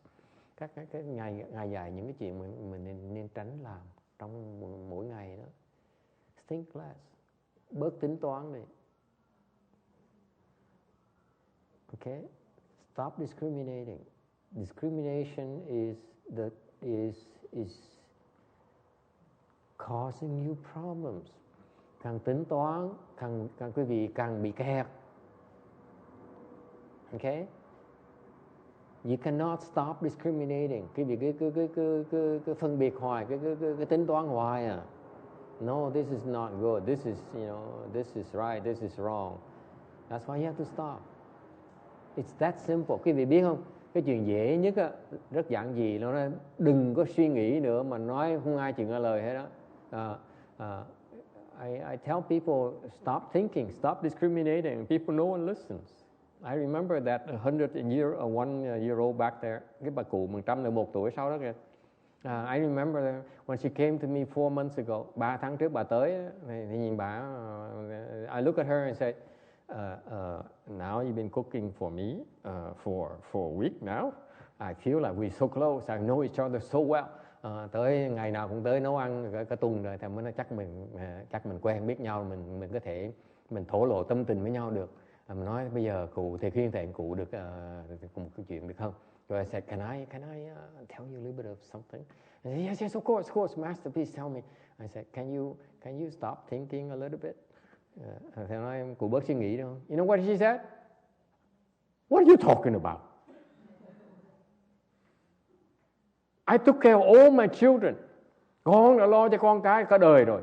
Now I only have 2 left. Vì còn có 2 đứa. I'm almost done.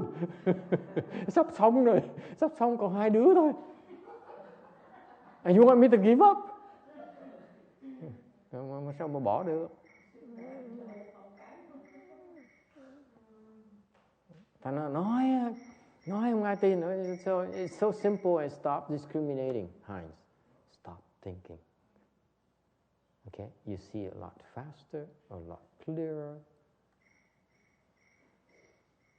And that's all it takes. Okay? You cultivate. There's this concept where the death of a thought. Cái người tu hành phải hiểu cái quan niệm này nè. Cái chết của một cái tư tưởng. Anyone know what it means? Có ai biết cái nghĩa cái đó là cái gì không? Bà cụ 102 tuổi, có biết cái đó là gì không? 102-year-old woman. Bà cụ có biết cái đó là gì không? Các ngài được lên chức. Yes? Hả? Cái chết của cái tư tưởng. The death of a thought. What does it mean? Those of you who have gray hair like me.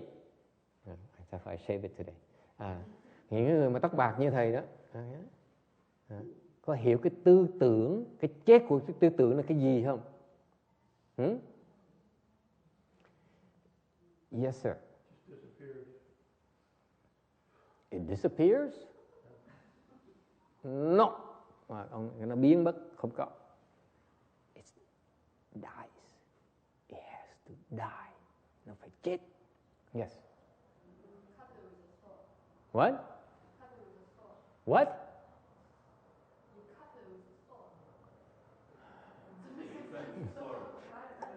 Could someone explain that to me, please, in English? You cut it with a sword. What? You cut it with a sword. What?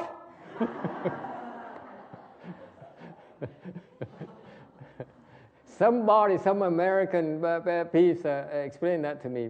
Now Tex is unhappy. Oh my God, he's making fun of Americans too.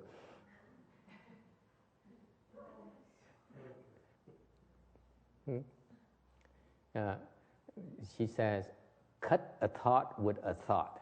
Wait, cut it with a sword.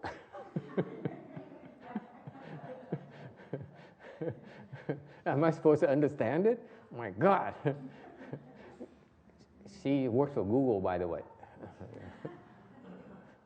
Go figure. How you get in there, by the way? I try to get into Google and I look at all the things they do to people during the interview, so I won't make it. Yes. No, it doesn't work like that. Chặt cái tư tưởng, giết cái tư tưởng với tư tưởng. No. Yes. Yes. You don't feed it with other thoughts. I'm confused now.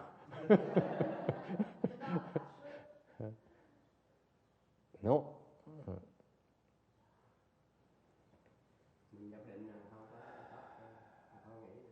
Let me give you an example. It's too complicated to explain to you. I know. Look at your face, and I don't have enough time to explain this to you. It will take 1,000 volumes. Phải muốn giảng cái này phải tốn 1,000 cuốn sách mới biên mới xong. I only have 10 minutes left. I forgot already. Doesn't matter. Like this man here. Doesn't matter. I tell you what. Let me tell you what I think. These Vietnamese, they're too creative. They don't know what the question is. He answers anyway. You notice that? He's become such a great teacher.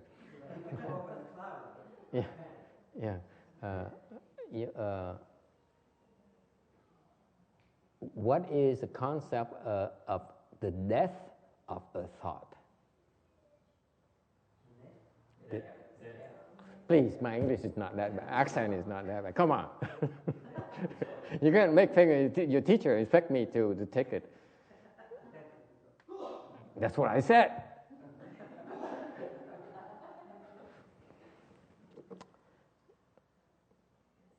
I agree, text is not funny at all.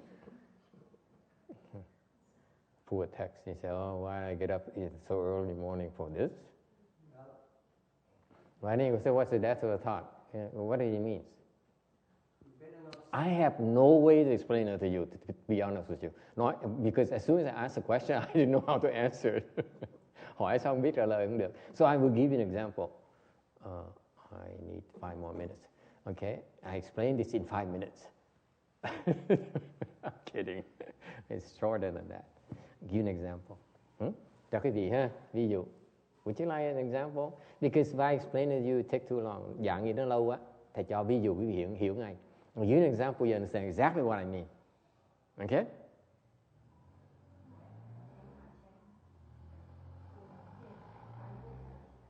Okay? Did anyone ever have a craving for a Big Mac? Có ai thèm ăn McDonald's hamburger không? Giơ tay coi. Am I the only one? Shaved ice. Yes? You have a craving for something. My craving is for meat. Okay? My craving is for jackfruit. Yeah, jackfruit. And then last night is shaved ice. Tối hôm qua cà lem. Okay? So, when you crave for something, khi quý vị muốn thèm ăn đó. Okay? You remember those feelings when you have a craving for something? Remember? Anyone have a craving for food? Thèm ăn chưa? Yes? Yes, yes, yes. If you have no craving for food, please walk out of here. No one left. How come I asked you to raise your hand? You don't raise your hand. Only when I threaten you, that's when you... Yeah, you're a good girl. Okay? When you have a craving for food, okay? Can you just drop it? What happened most of the time? Khi quý vị thèm ăn, thèm uống, chuyện gì xảy ra? You go and drink. You go and go for that drink, right, Tex? Yeah. You go for the hamburger, don't you? Yeah. McDonald's French fries? No? Okay. Phở? Huh? So when you have a craving, ask Shana. When she has a craving, what does she do? She gets up at 2 in the morning, to the kitchen, eat. Am I correct? You don't know. Okay. Wow. Shana na na na. I didn't mean Shana. Shana na na na. Okay. So when you have a craving, most of the time the craving doesn't die until you satisfy it, right? Am I correct? Có đúng không? Khi quý vị thèm ăn, thèm uống, phải cần ăn, phải cần uống mới là hết thèm, đúng không? Đúng không? Is that true? Not for Mr. Switzerland. He's weird. Okay, so again, sir, my dharma applies to all these except you. Okay, okay, thành cái này chỉ có không có hiệu quả với ông này. So that's what the death of a thought means. Đó là cái ý nghĩa của cái chết của cái tư tưởng. Once you have a thought, you have to do it until it dies. You have to complete. You have to do it before the thought can die. That's what it means. Or you let it go. Hmm? Or you let it go. Or you let it go. Okay? But for mortals like me, I have to do it. I have to go to McDonald's. I go to 302, class 302, have some shaved ice before it dies. Because if I can convince myself, I can drop it. But you know, in the back of my mind, sir, I said, not quite.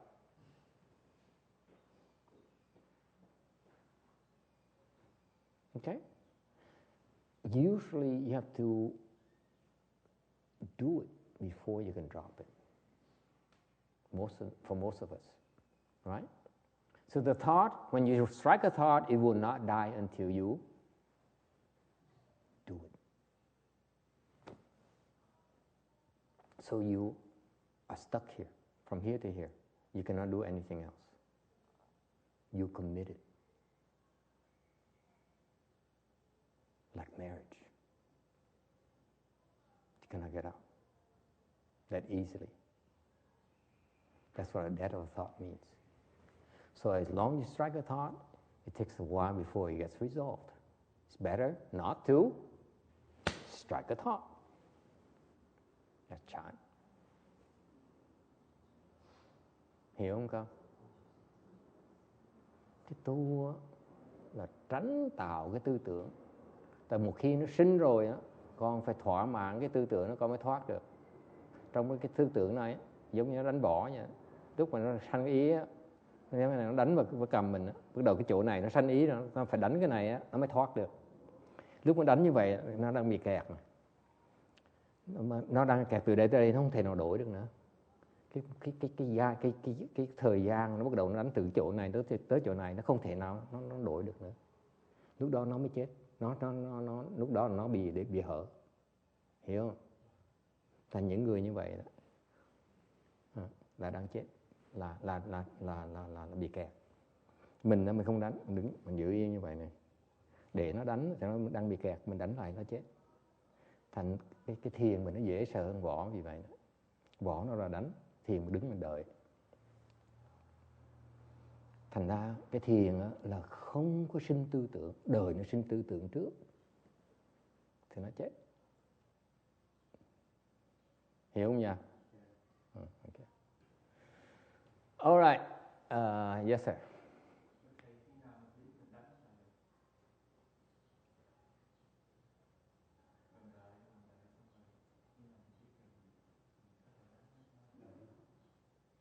Mình giỏi hơn mình không đánh nó, để cho nó đánh mình. Đánh nó làm cái gì?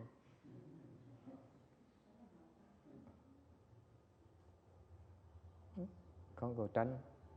Người giỏi không có tranh. Chấp nó đánh nó có làm được gì đâu mà sợ. Nó đánh vào hư không là làm gì? Khi lúc mà đánh vào nó đụng hư không á, rồi nó chết. Nó dội, hư không nó dội lại, nó chịu không nổi. Cái đó cái vỏ tao không hiểu chuyện đó đâu. Okay.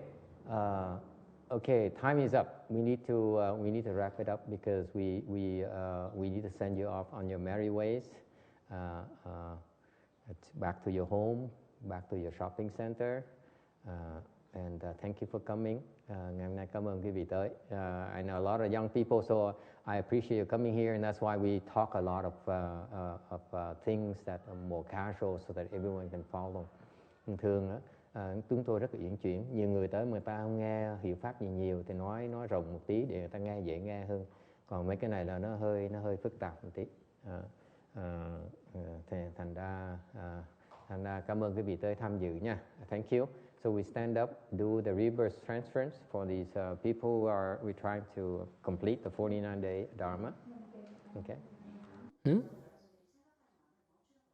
Whether you do any form of chant practice, doesn't matter. You have to stop thinking, okay? Stop processing. And that is in everything you do. Whether you eating, whether you walking, whether you're going to the bathroom, you have to stop thinking. Okay. It's easier said than done because you don't know how to stop thinking. Okay? And so keep that in mind, number one. Number two is that because we don't have the environment, so we make up for it by putting more emphasis on the instructions. Okay? And the question and answers. Because these types of events at the traditional style, they grind it out so that the instructions don't really matter at all for them, don't really make much difference. I was at my master's temples. I was there for 4.5 years, and I listened to his instructional talks every night as well as the traditional way I learned. And so we spent an hour listening to translation. And basically, it didn't do much for me. Okay? Because, why not? Because you don't have a chance to ask questions. When we ask questions, they couldn't give us answers. For example, Master Shiva talked about something right here, which we'll go into very quickly. Don't worry, I'm not going to waste your time. Okay? I know some of you say, come on, let's get to the real instructions, man. Okay, but so we're going there. Don't worry. Okay, so I listened to it, and you have all these things we talked about. And said, and questions naturally arose in my mind. Say, okay, and I asked those questions, and we were given 5 minutes at the end of the lecture, in the talk, to ask questions. With translation, it makes 2.5 minutes. Okay.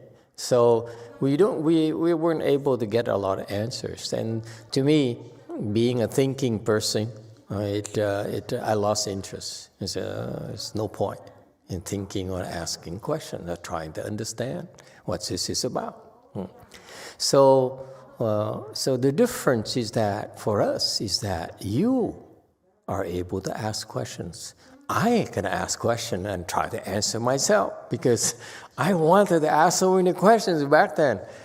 And I stopped myself because what's the point? It's futile pursuit to ask questions when you only embarrass the people who put on this event. So we stopped. So it's very, very important for you to be able, the difference is that you can ask questions. I encourage you to ask questions always. Okay, about anything, okay, yeah, because if you have questions you don't dare ask or you don't get answers to them, it will make your mind turn in the background, and therefore you cannot stop thinking. You see, and little things like that makes a difference. Because then you walk and you say, why is it this way? Okay? And so feel free to ask questions, number one, and we try the answers. I'll give you answers as much as we can. It's very important, okay? Because I don't know about you, I'm a very curious person. If you ever have questions that I cannot get answers, I said, then why can't you answer me? Why are you doing this? Why are you doing the Chinese way? We are in the U.S., what is your? I have so many whys in my mind. After a while, I said, okay, I gave up. Okay, so feel free to ask questions, okay, about anything at all, and also this much more important point. That is, if you practice vigorously, like you're supposed to, during these Qis, something's going to happen. Most of you will have issues.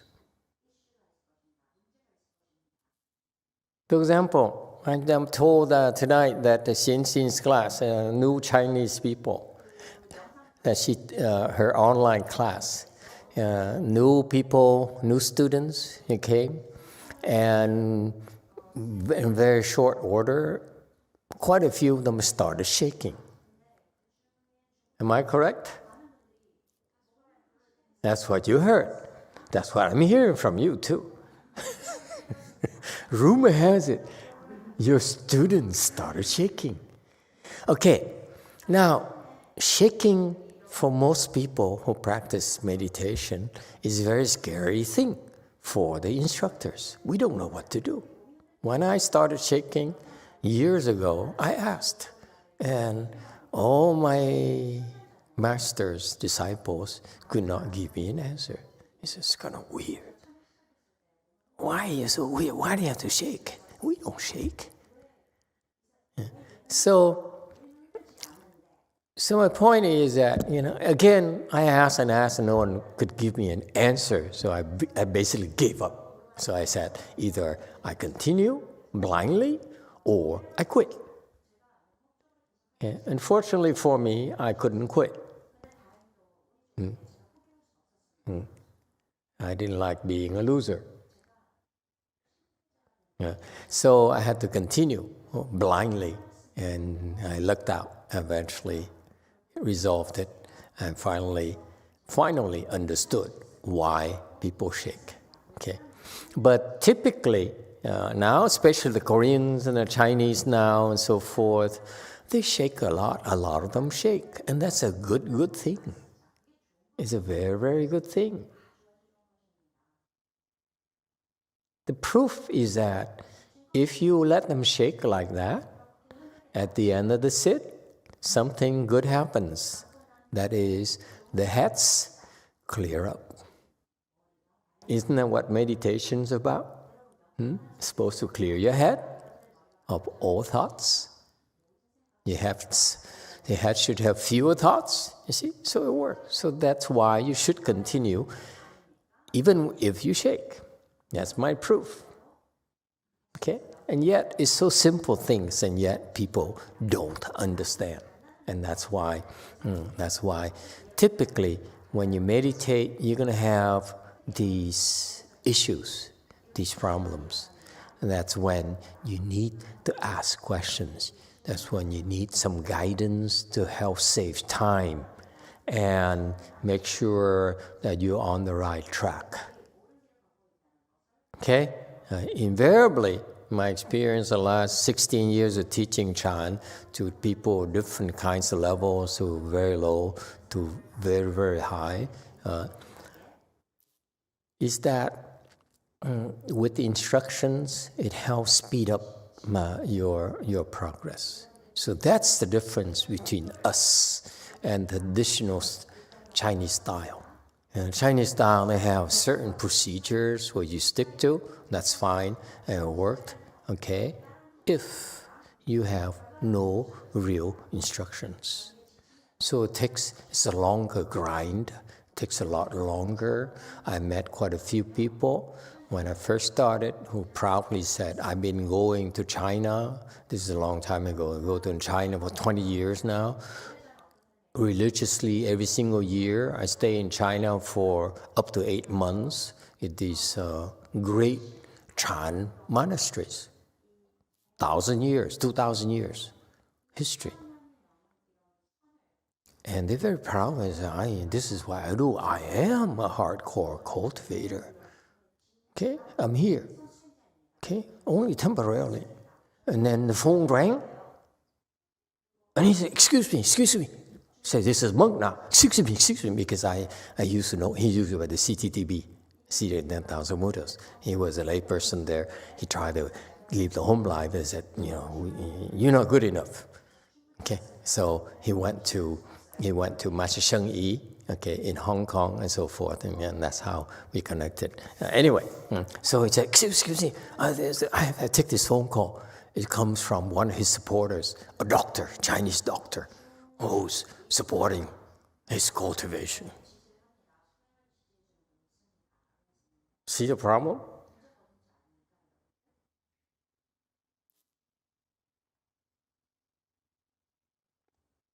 If your cultivation depends on someone else that you feel obligated to, you are in big trouble. Just imagine that you're in China, in the midst of the Chan Qi there, and your doctor supporter or lawyer supporter or patron calls and said, my daughter is sick with COVID-19. I don't know what to do. My wife is worried sick. Huh? What are you going to do?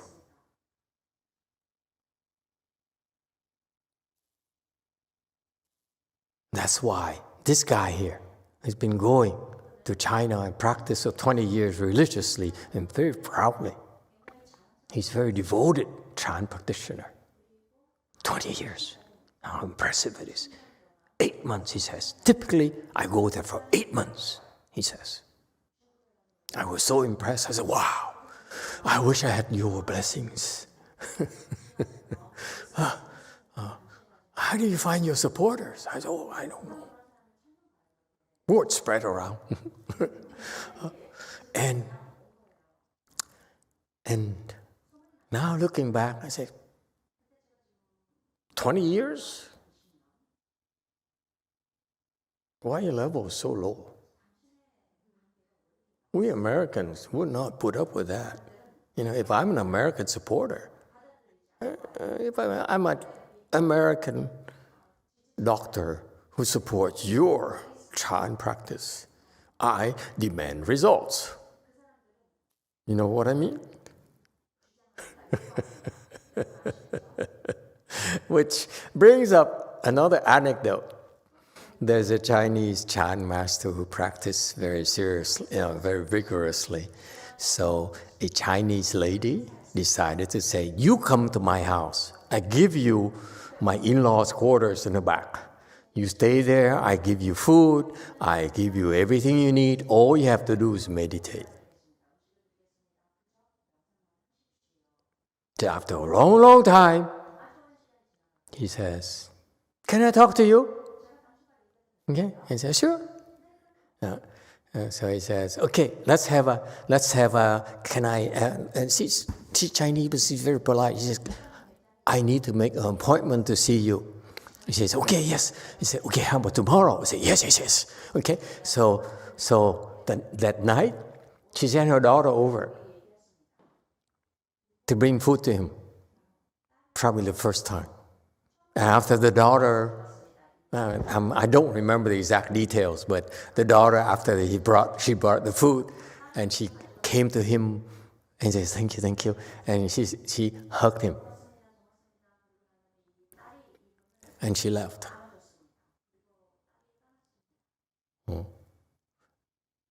And so next day, the lady came to see him, and they said, so what do you think? What have you learned? All these past 10 years I've been supporting your practice. He says, well, I'm not sure what I learned. But last night, when your daughter came and gave me the food, brought me the food, and he ate dinner. You realize that? Anyway. You practice meditation, you don't need to eat dinner. What are you talking about? Well, anyway, it's just me.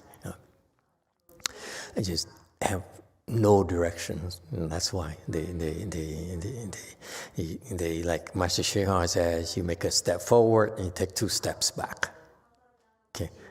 So anyway, so he says, your daughter gave me food, and then she gave me a hug. He says, and he says, it's as for me, it's as if nothing happened. She looked at him and said, I've been supporting you for 10 years, that's all you got?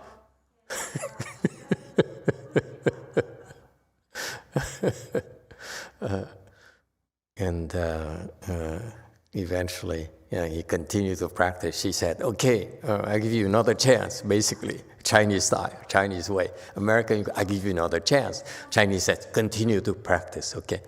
And then she saw him again and sent her daughter again. And again, he failed the test. And basically, she says, get out of here. Yeah, I'm not going to support a loser.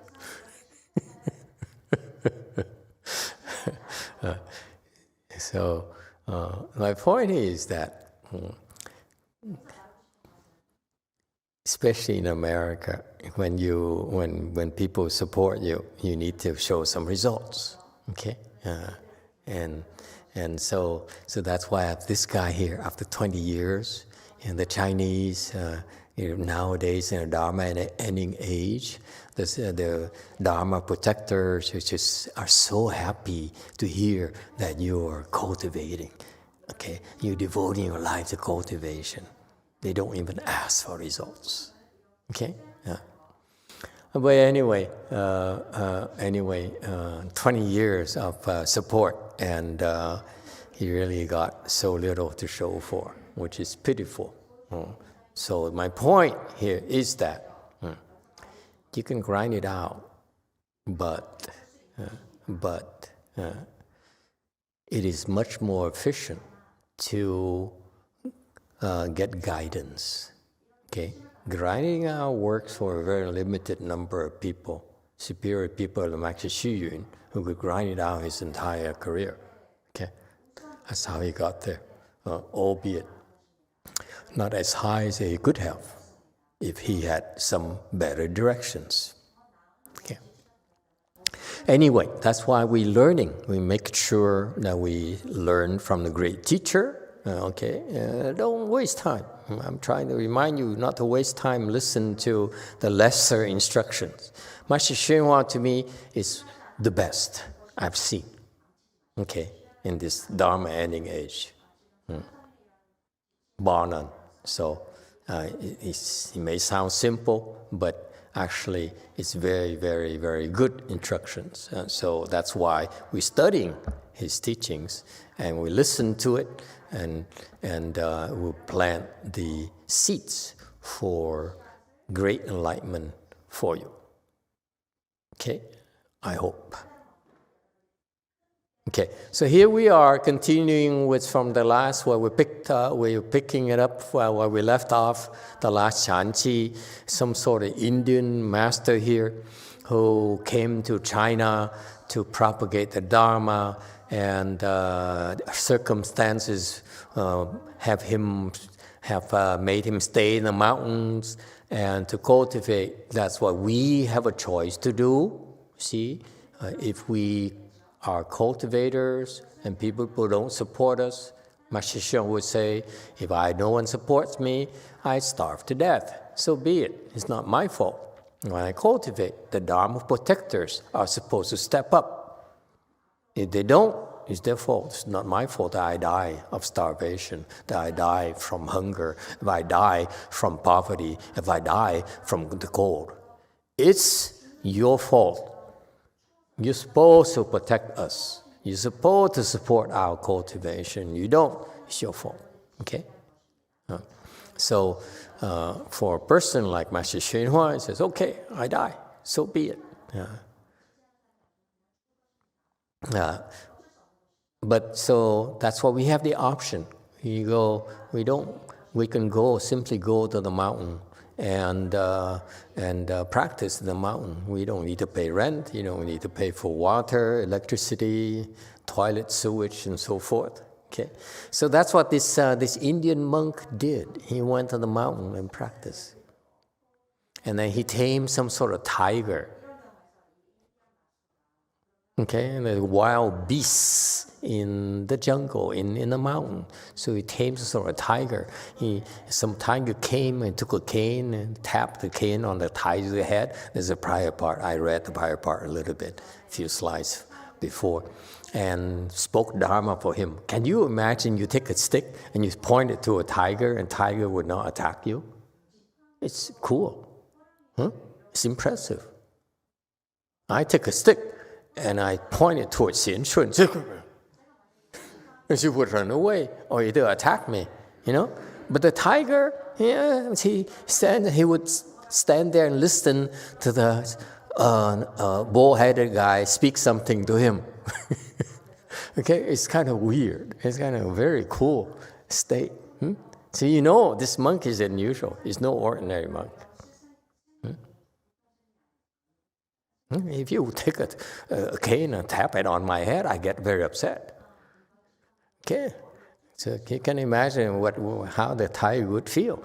And then the tiger, after he listened to Dharma, he went away, never bothered him again. And he spoke Dharma for the tiger. I don't know, maybe tiger language. Could be. Yeah. And after that, they stop eating people. Are we there yet? We start on slide 5. Oh, okay. Continue. 游过这么几次啊，咱们以后这个人呢，再见着这个山上的老虎啊，他也不咬人了。 After a few times, when this person sees the tiger in this mountain again, it stopped biting people. 在这个山上，他住了，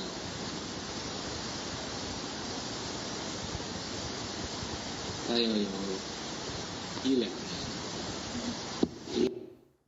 On this mountain, he, Dharma Master Gunavarman, lived there for another year or 2. 以后啊，这个宋文帝一定啊要请他到南京去。到南京啊，那个地方住，他就去了。 Later, Emperor Wen of the Song dynasty insisted on inviting him to Nanjing. He invited him to live in Nanjing, so he went there. See, this is a difference of the times. Okay, back then, the emperors, our leaders, have blessings. And that's why they appreciated the Buddha Dharma. They appreciated, they understood the importance of spirituality. Nowadays, you don't have such leaders anymore. Back then, the emperors would sponsor the monks and build temples and so forth. Nowadays, they don't. Nowadays, it's tax breaks. It's all money-driven and votes-driven. Okay? And that makes it much more difficult for people to cultivate. And so the emperor heard of him, and so you understand the mindset of such an emperor. He says, I'm looking for virtuous people. And I heard this virtuous person, let's invite him. Okay?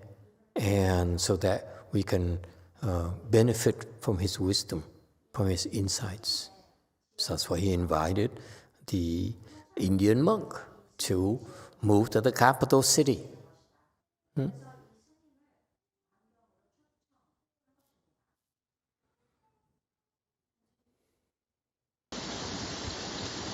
去了，这个宋文帝呀，就对他讲：“我现在呀，做皇帝，本来我也想吃斋。” He went there. Emperor Wen of Song said to him, I am now the emperor. Originally, I wanted to be a vegetarian. 但是在我这个环境之下，也不可能，这个情形呢，很复杂，不许可我吃斋，这怎么办呢？ But in my environment, it's not possible. My situation is very complicated. It doesn't allow me to be a vegetarian. What shall I do? Okay, now, one thing that you need to be aware of, we talk about how the Chinese emperors used to honor the monks of virtues, wisdom, and that's the tradition they set for their own, not the country alone, but what they did for those great emperors, they taught their own children the importance of seeking out the wise teachers, okay, and seeking out the Dharma, because you look at the Dharma as a treasure, as a real asset to the country. So far, so good. Those are the blessings from the emperor and blessings from the people. Now it's not the case anymore, so we need to be aware of that. And now, at a smaller scale, we're not talking about the emperor of the nation. I'm talking about the emperor of the household. That lady, that man there. Okay? You listen to this, and you should also look at yourself, that you are in a position of influence. You have the foresight, and you can make a difference to your family. So back then, the people had the blessings. That's why they had a good emperor who would stir them in the right direction. Okay? It's not just the emperor's blessing alone, but also the subject. They have blessings, they have virtues. But now, we don't have it. Because, let's not go into politics, okay, Chan Phong? He's going to get all upset again.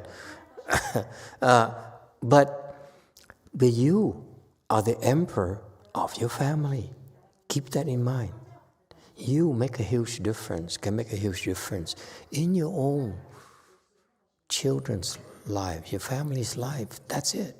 That's all you can do right now. Don't forget it. Okay? Yeah. Continue. So the emperor here, all of a sudden he says, I want to be vegetarian, but I can't. It's too complicated. It's not as simple as it sounds. What do? There is beluga, caviar, there is champagne, and there is excellent French food.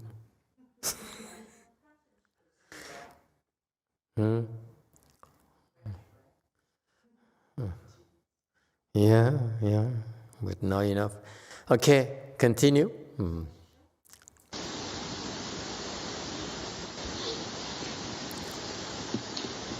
他就对这个宋文帝说是皇帝的修行和老百姓的修行是不同的。老百姓呢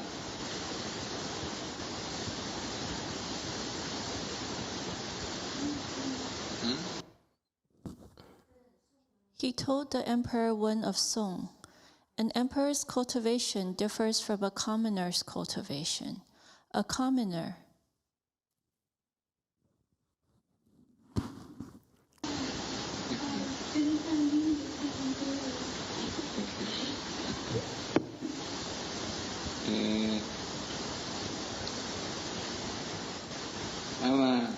这个宋文帝要受五戒，要吃斋，不吃肉。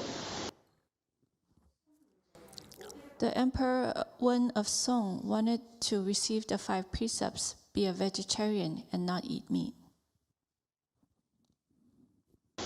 这个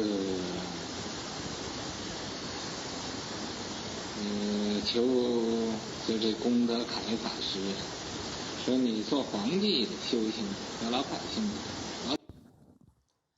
So he begged Dharma Master Gong De Kai. Gong De Kai said, your cultivation as the emperor versus that of a commoner. 老百姓呢，他没有什么威德，他不能做什么好事。 A commoner doesn't have much awesome virtue. He can't do many good deeds. 你这个做皇帝的不需要你自己一定吃斋，你只要做令这个一切的老百姓得到好处。 As the emperor, you yourself don't have to be a vegetarian. You just need to do things that benefit all citizens. 你做种种的好事，这就是修行。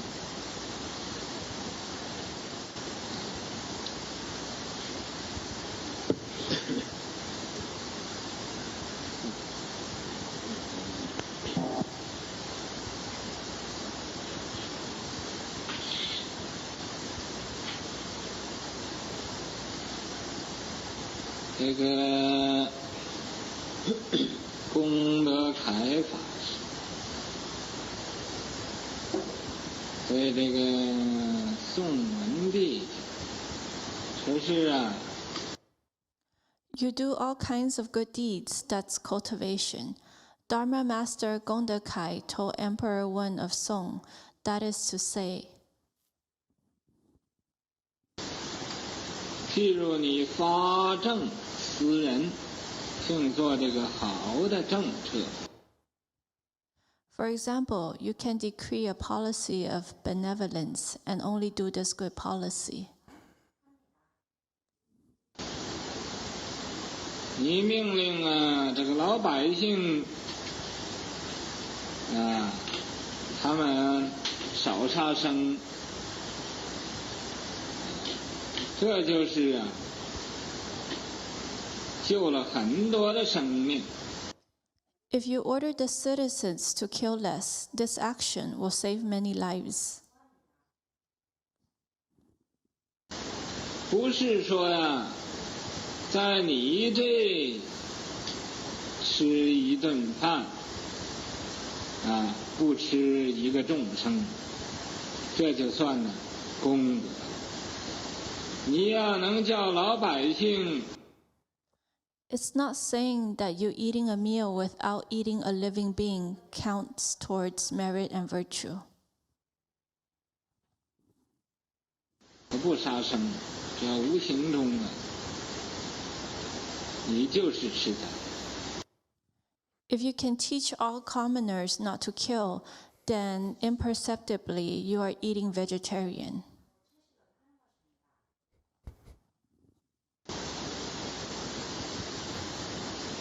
你叫老百姓的孝顺父母，这也就是你孝顺父母。If you teach all commoners to be filial towards their parents, it's like you are filial to your parents. 你令老百姓的改恶向善，这也就是你自己修行。If you order all commoners to change from evil to good, this is your cultivation as well. 所以你不必呀，说我少吃一点肉，或者少喝一点酒，这就是修行。So you don't have to say, I will eat less meat or drink less alcohol. This is cultivation. 做皇帝，你只要能令老百姓都诸恶不作，众善奉行，这就是你自己修行。As an emperor, as long as you can order the commoners to refrain from doing all evil and doing all good, then this is your own cultivation. 这宋文帝听功德开法师说完之后，他说Once Emperor Wen of Song heard Dharma Master Gongda Kai's words, he sighed.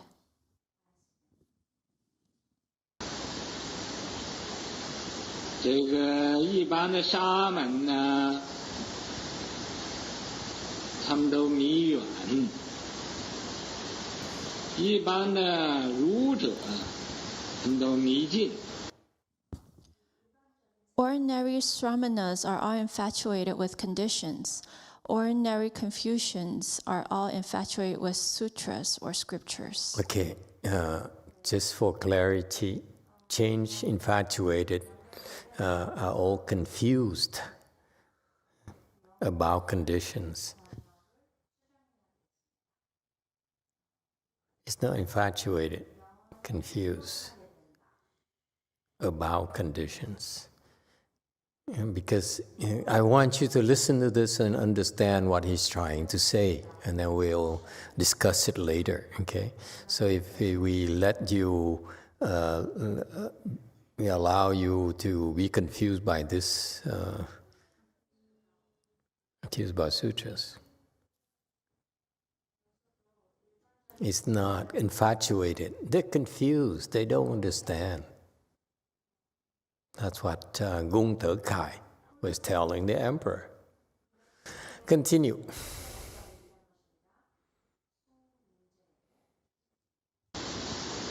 Ah. 迷缘呢，就是讲这个因果循环报应不爽。Being confused about conditions is to discuss the cycle of cause and effect, i.e., retribution will not fail. Change it.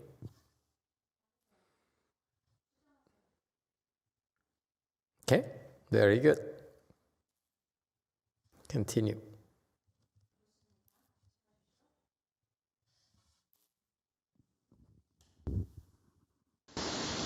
迷信呢，就执照这个文章或者这个典籍也是书所有的一切这个是经书之类。 Being confused about sutras, scriptures, is an attachment to articles and classical literature, i.e., books, all kinds of sutra books and such.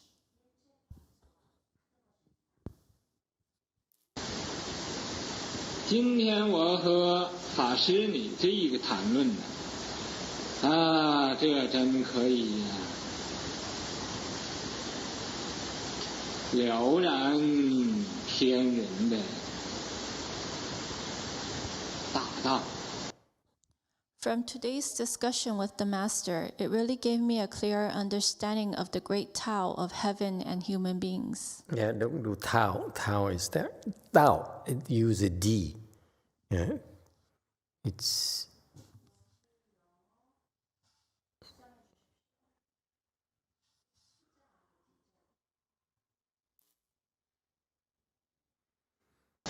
天人这种关系于是乎就给这位法师造了一个齐桓寺。 The relationship between heaven and human beings. As a result, he built Qi Huan Temple for the Master. Okay, stop. 这齐桓 Okay, questions, comments?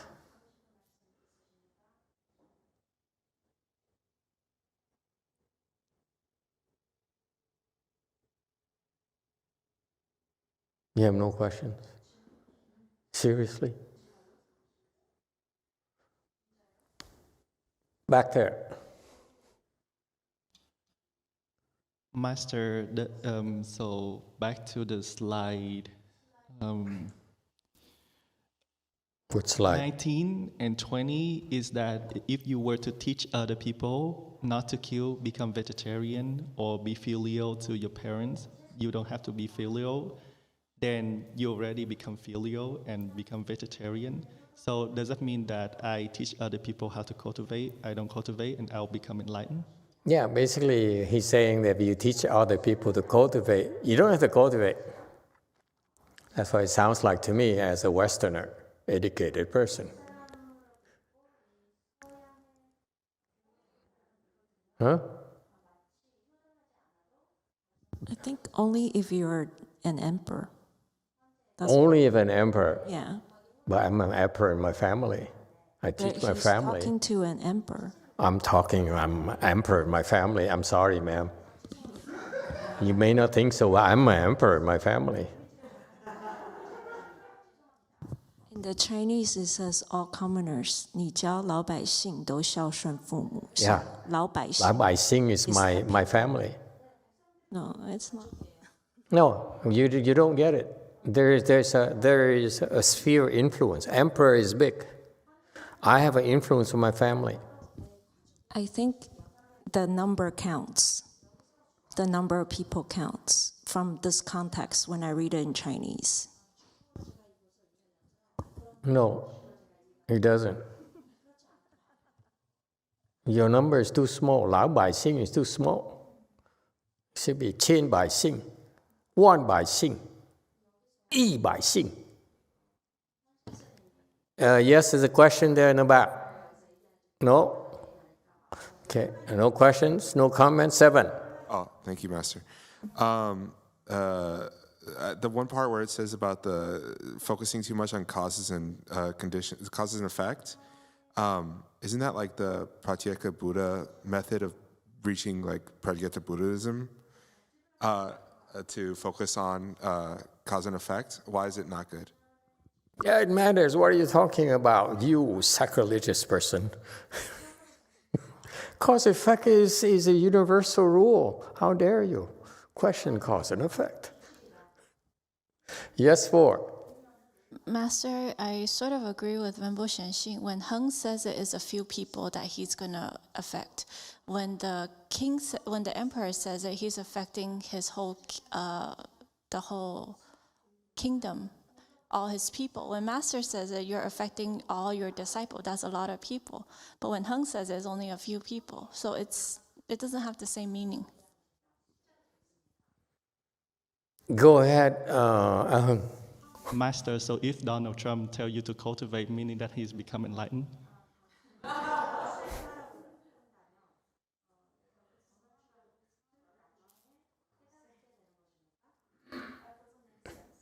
Okay, so the Chinese are disagreeing with the Vietnamese. Yes, what do the non-Asian think? 7. Thank you, Master. You know, when I hear do the best with what you have. And when they say that the emperor has awesome virtue, that it's the same type of thing you were saying before with the vows to save all living beings, that this is an instance in which you take on the mind of an emperor to make a great decision to help as many people as possible. And every person that you do help is an example of an awesome virtue. Okay. Makes sense to me. Anyone else has any problems? Yes, number 4. From Jane, 区名, 百姓 means 100 surnames. 老百姓区名, 老百姓区名 his people. Okay. Same thing. I stand my ground. He has his people. I have my own family.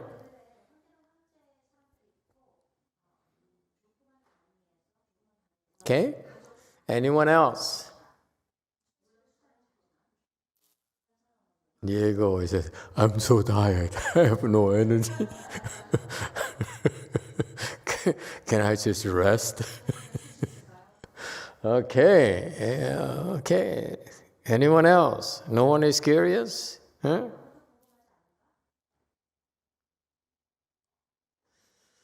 Okay. Let's shelve it for... Yeah, 6? Master, I was wondering, does that mean that, let's say we have children and grandchildren and somehow we're able to influence them or help them in their practice, that then we receive blessings? Yeah, that's what the Gung Ter Kai, Indian monk, was saying. You don't have to do it. You just have to put more emphasis on teaching others how to do it. Similarly, like I say, I'm too old, I'm too busy, so you do it. You become enlightened. Then I also become enlightened. That's my cultivation.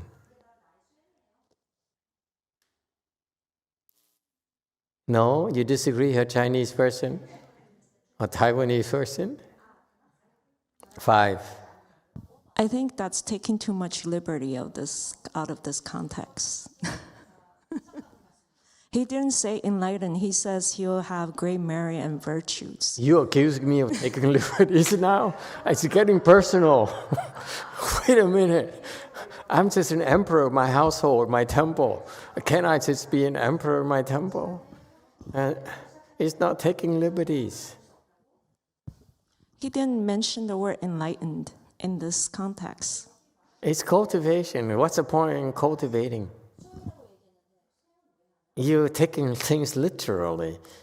When we say cultivation, the Chinese say, you Chinese people say cultivation. What does it mean? To become enlightened. Yes, ma'am. I will speak for you.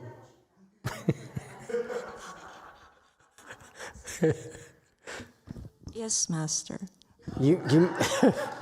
You may disagree, but when we say 修行, the Chinese say 修行, cultivate, it's for purpose, but it's implied when they say cultivate is to become enlightened. But the Chinese culture is very subtle. They're not as explicit as us. We are crude. They say, hey, what's cultivation? What for? I say, hey, don't you get it? Oh, you're not Chinese. Oh, by the way. So for the Americans, they say we cultivate to become enlightened. But for the Chinese language, cultivate means enlightened, to become enlightened. That's implied. Yes? So what he said is not unreasonable. Go ahead, Q&A. What a lively discussion. I discuss my own subjects. It's okay to disagree. It's okay not to agree. Yes, Q&A. Phật, thầy con không hiểu, có thể là cái lời chỉ dạy của vị tăng này quá cao siêu, hay là cũng có thể là lời dạy của ngài không có đúng theo con nghĩ. Nó có một trong hai trường hợp đó, nhưng mà thường thì mình phải làm thân giáo, là mình phải làm trước rồi mình nói sau, chứ mình nói cho thiên hạ làm mà mình không làm thì con thấy nó không có được suôn sẻ lắm. Amitabha, Master, I might not understand the teaching of this highly Sanghan. Maybe because his teaching is too superior, so that it might be right or wrong. So to me personally, I think that you have to 身教, like you personally cultivate first before you tell other people to do so. Yeah, cool technology. You can look at his eyes, his face when he's talking. Way in the back there. I only see like a shadow because the lights are so bright here from where I sit. But now I actually can see his eyes in his glasses. He has no hair. So how cool technology is. Okay, anyone else? It's so cool. Yes. He's right in a sense. Oh, now Diego is woke up. You're a bad role model for Ron. Fourth day, Ron can look, in 4 days I can lie down like him. Yes, go ahead, 3. Thank you, Master. I think, like for example, in my case that I'm cultivating right now, and my wife, she's taking care of all the things in the house. So I was thinking that she may have a lot of blessings because she's helping me be here. She won't be able to cultivate now, but she's planting the seeds for doing it in the future. So I think that's what happens with the emperor. He's helping all of his subjects. So he's planting the seeds that in a future life he will be able to really cultivate. Mm-hmm. Yes. Okay. Speaking like a smart politician. Anyone else? Isn't it interesting? It makes sense to me. Go ahead, Q&A. Con nghĩ cái lời khuyên của vị sư người Ấn này đó là nó không có chấp vào tướng. Bởi vì khi mà một ông vua mà dùng cái đức trị để cảm hóa muôn dân thì cái đó nó quan trọng hơn là cái chuyện ăn chay hay là ăn mặn. A Di Đà Phật.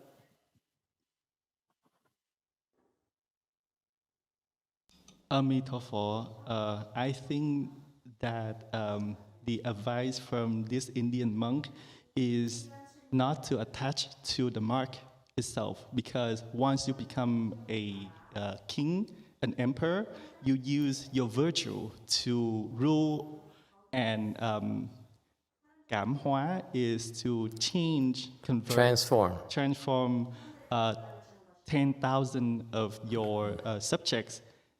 That is more important than for you to become vegetarian and not drinking wine. Okay, very good. Sounds good. Yeah, okay. You all make sense from your perspective. Okay, let's talk about, let's discuss it. Let me give you my 2 cents worth. Okay, he says, so the emperor heard of his cultivation, so he says, we could use someone, excuse me, of your wisdom here. So please come to the capital. And he went there. So kudos to the emperor for inviting a person of virtue to the capital to shed lights on his problems and provide new perspectives for the country. Okay, that's so important. And this is a great emperor. It's just something that should be encouraged, and it's not happening anymore. Okay, that's the advantage of having the emperor. So in a Chinese system where they have an emperor, and that's why they don't have to worry that much about re-election and or allegation of fraud and so forth. Okay, so there's a real advantage here that they have. That he has. So invited here to go to Nanjing, and he went there, emperor says, I have this burning question. I want to be vegetarian. Okay, but it's too complicated. It's not that simple. I cannot be vegetarian, so how do I become vegetarian? I can't. I try to be vegetarian, but I can't.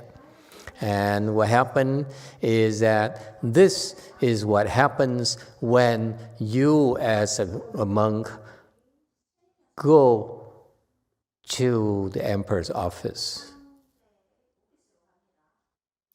Okay?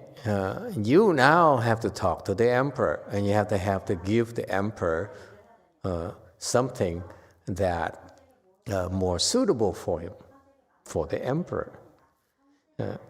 So he says, you're not a commoner, so you're different. Okay? My point here is that, to me, from a purist perspective, this is compromising.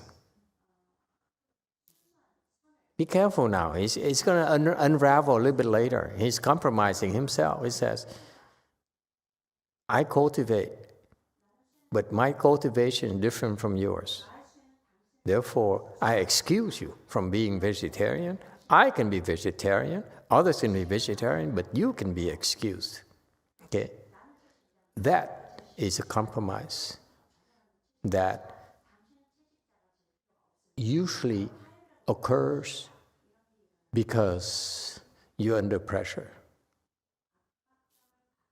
You're given all these honors, all the attention, the promise of support. You don't have to go back to the mountain anymore. And so it's tempting for you as a monk. Sangwok is laughing now. He says, okay? If you go to the, you go and there, this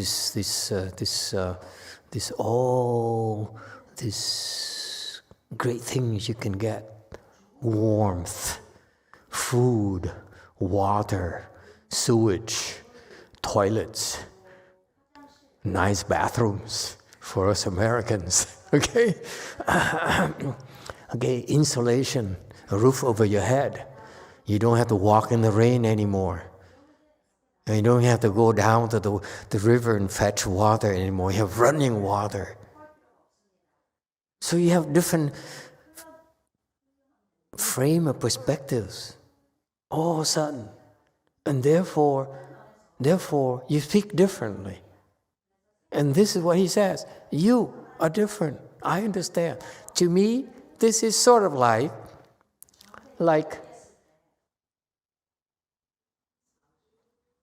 parallel, the parallel worlds. Okay? I cultivate, we cultivate, but you don't have to. But your cultivation is different. Why does it have to be different? Are you kidding me? So you're exempt from the commoner's cultivation? So since when is Buddhism discriminatory? He says, I teach you differently from the next person. Because you're different, because you're better, because you are higher status. That's what you run the risk of making your Dharma look like. You have a Dharma that serves the emperor and make it more convenient for him when the commoners still have to suffer.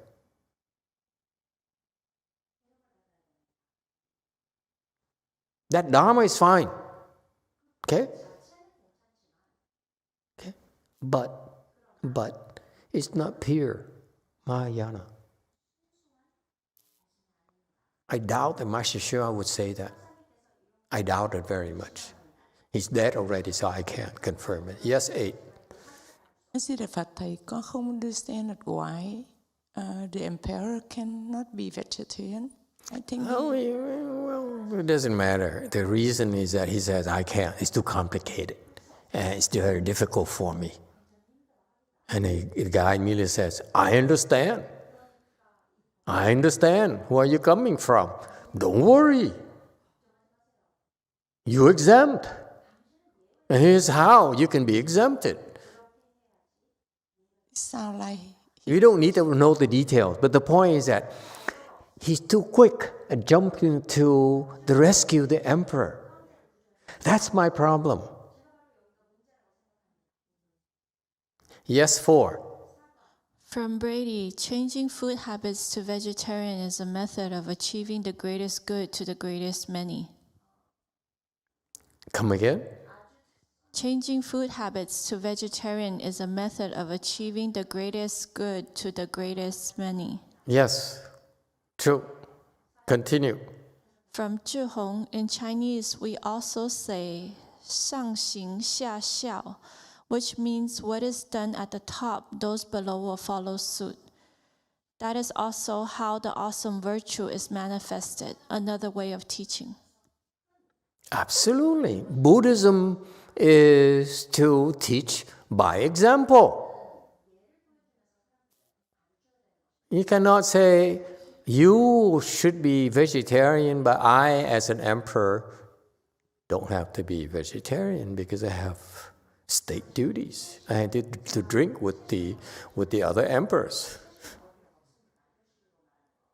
It's necessary for me to force a strong relationship with other emperors because I need to drink with them, I need to go hunting with them, I need to go eat meat with them, lobsters with them, steak and so forth.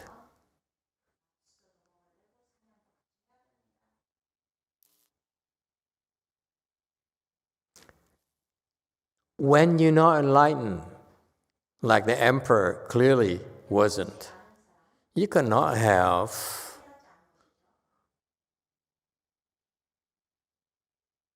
exemptions like this. That's not the middle way. All of a sudden, the emperor, the Japanese emperor, for example, this is what happened in Japanese Buddhism.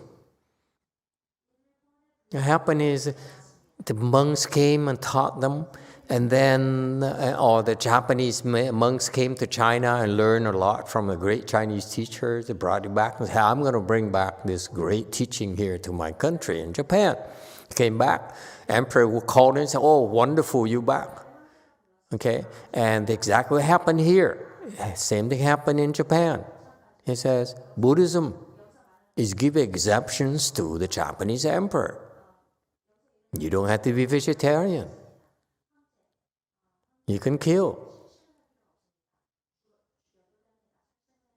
And that's why the shogun would at night read the Buddha Sutra, and in the morning say, go kill.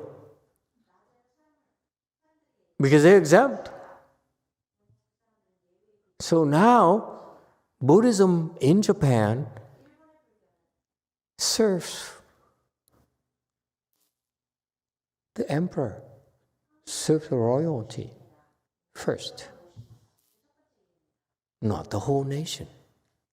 Because they thinking that you serve the emperor, therefore you serve the nation. So there are double standards in Buddhism. It's no longer Buddhism, you have double standards for confused people. Confused people are confused people. Whether you're an emperor or not, you're still confused. Therefore, you must be taught how to remove your confusion. You don't, you will destroy Buddhism. That's what happened in Japan. Buddhism in Japan is personally weird.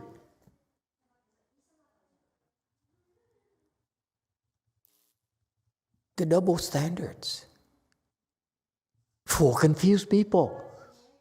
The emperor's confused, but no, since you're emperor, therefore you exempt all these things, therefore you never become enlightened. If you never become enlightened, how are you going to be able to sponsor Buddhism in a proper way?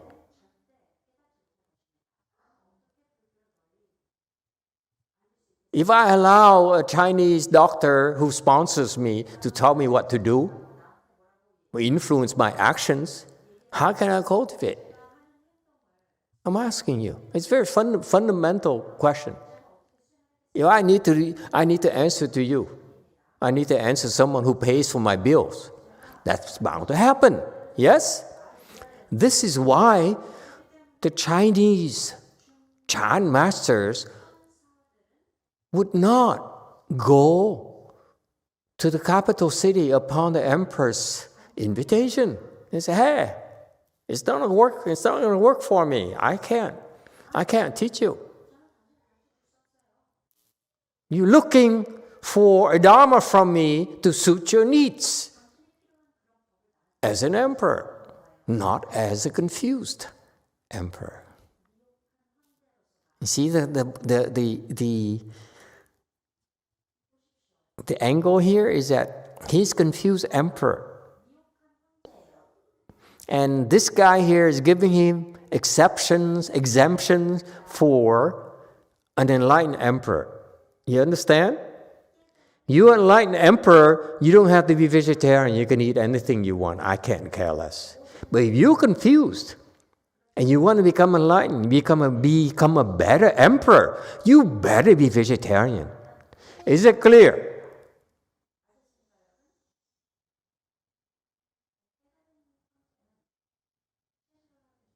That's why this kind of brand of Buddhism cannot go very far with the emperor, with the country.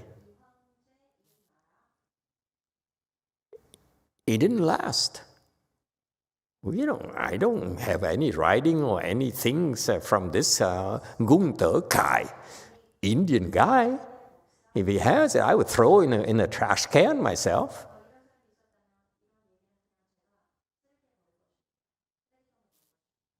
This kind of Buddhism serves the emperor's needs to help him remain confused. How can he be a better emperor if he's allowed to remain confused?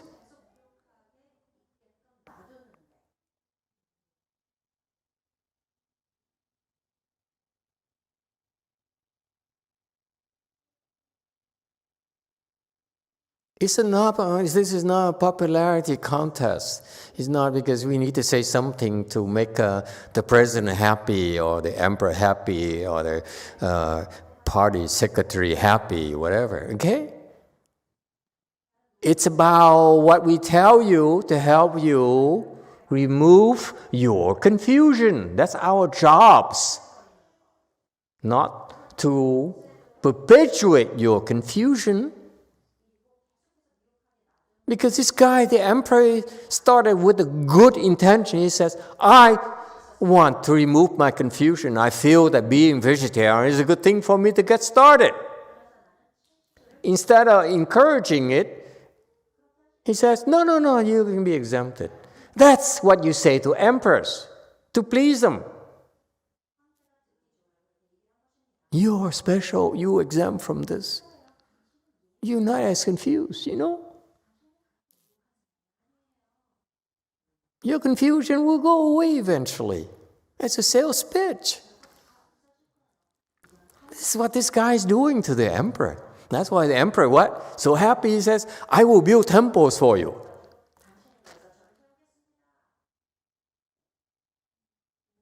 I will sponsor a lot of monks and nuns. And the guy went away and said, see, I helped Buddhism become stronger in China. My mission accomplished. Better in the back. Mission accomplished. I built temples. I have monks and nuns studying Buddhism. Resounding success.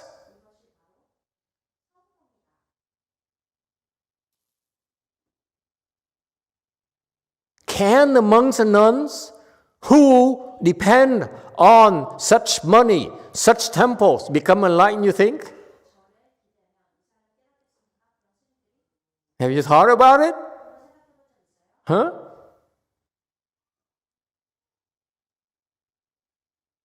If this temple here, you came to do a chanchi, came about because I stole money from others, I cheated others, okay? In order for the big goal of helping humanity, helping build Buddhism, what are your chances of becoming enlightened if the foundation of your cultivation of this chanchi is based on corruption and thievery and delusion? The food you eat will be tainted. The water you drink. Okay? Yes, 6. Brady has here, surely you cannot be a confused emperor and really be enlightened, right, Master? Come again? Brady McBride has here on YouTube. Surely you cannot be a confused emperor and really be enlightened, right, Master? Of course not. I feel for this emperor. He started with good intentions. And this guy says, you know what, I have a way, I have an exemption for you. I would throw him out myself. I want no special treatment, you hear? I'm confused. Treat me like a confused person. That's why I ask.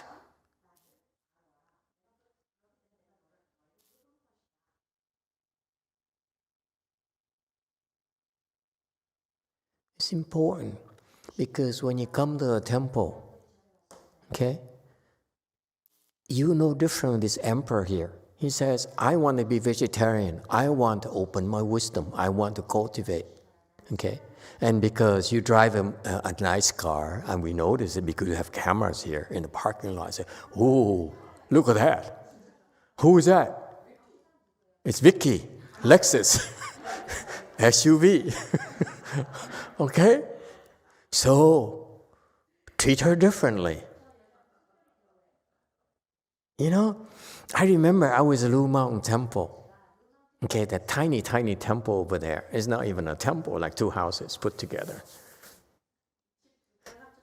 About the size of 2 houses put together. And Gu Yin is there because Gu Yin was cooking for us. Okay, back then. It was good times back then. Now Gu Yin doesn't have time for us anymore.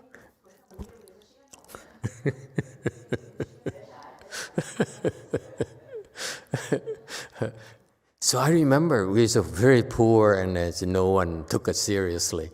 And because the relics came, and so I think it's a Vietnamese gentleman family came to our temple because they heard of the relics. So they asked, can we see the relics? Okay, and whatever. And then after they, were shown relics, okay, and they presented me with a check, okay, $1,500. Okay, immediately he wrote a check. Can I make a donation, Master? $1,500. I still remember it. It's a big check for me. And so my point here is that very rarely did I find a first-time visitor give me a check of $1,500. So immediately I said, what kind of car does he drive? So surely enough, it's a Mercedes S-Class.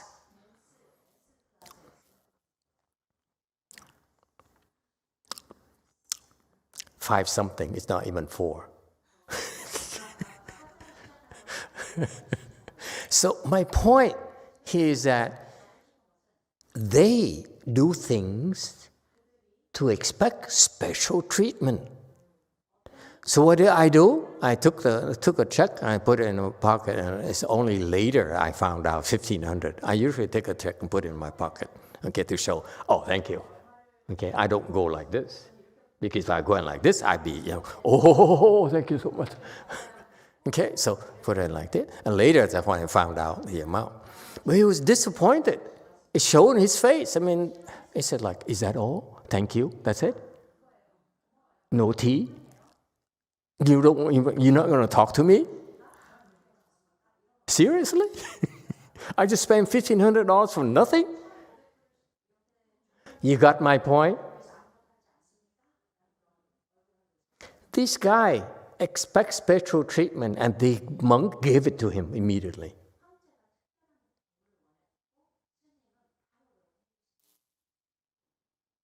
That's why his Dharma didn't last very long.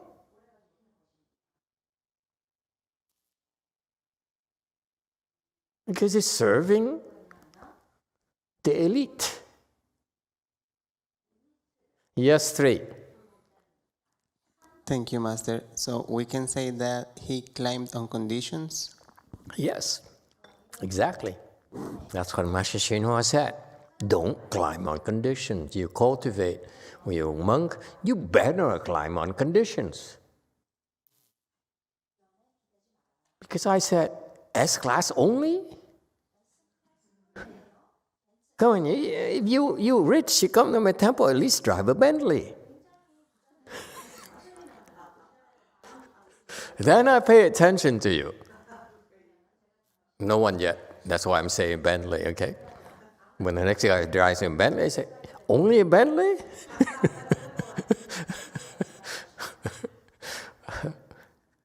Maybach, man. Anyway, so he says, the emperor wanted 5 priests vegetarian or eat meat, and then Gung Te Kai immediately says, I give you an exemption. You are the exception. Of course, you are the exception. I will exempt you from it. Here's the problem. This is why the virtuous Chan masters refuse to go to the capital city to see the emperor and talk to the emperor. Because you go there, you're bound to do this. If you didn't, the emperor would be offended. Like what happened to Bodhidharma. Emperor Wu of Liang dynasty didn't hear what he wanted from great master Bodhidharma.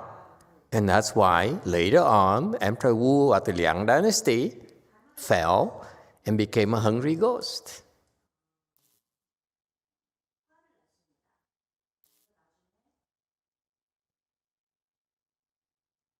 His mistreatment of Bodhidharma precipitated it.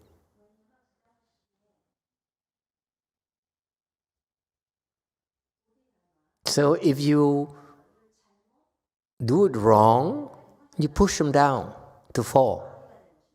And if you do it right, they will be offended and then they will ostracize Buddhism.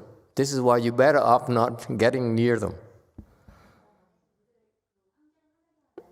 And see, clearly Gungta Kai was not enlightened yet. That's why he climbed on conditions immediately. Is that clear? So you understand the difference between you and Gungta Kai. Do you understand? You can be doing a Chan Chi for 20 years. Like that Taiwanese monk I met. He says, I go to China for 20 years now, 8 months. Typically, I spend 8 months of the year in China doing the Chan Chi.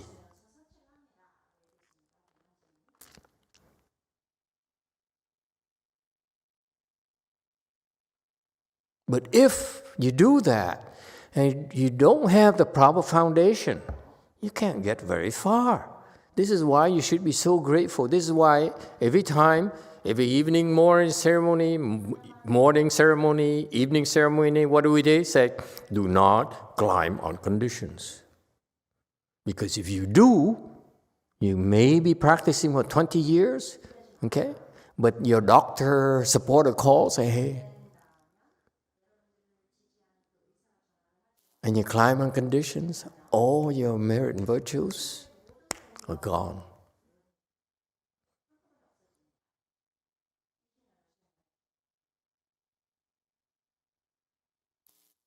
It takes people like Bodhidharma, like Master Shenhua, who decided to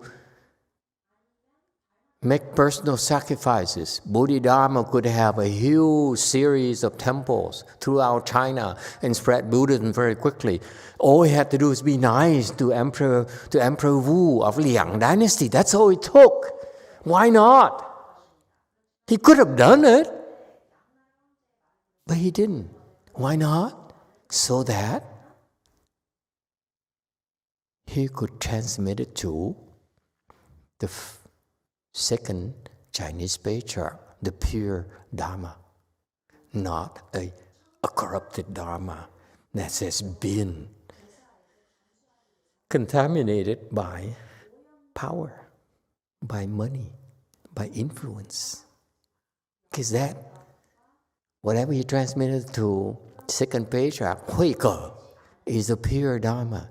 If he had the temples and he gave all those temples to Hui Ge and say, hey, listen, you're my successor and you have all these institutions, all these followers that you can build upon, okay? Chinese Buddhism would not be as strong, as great as it was. Now you understand why every morning, every evening, you recite, okay, what is it, the 3 principles? Huh? I forgot. You better not forget.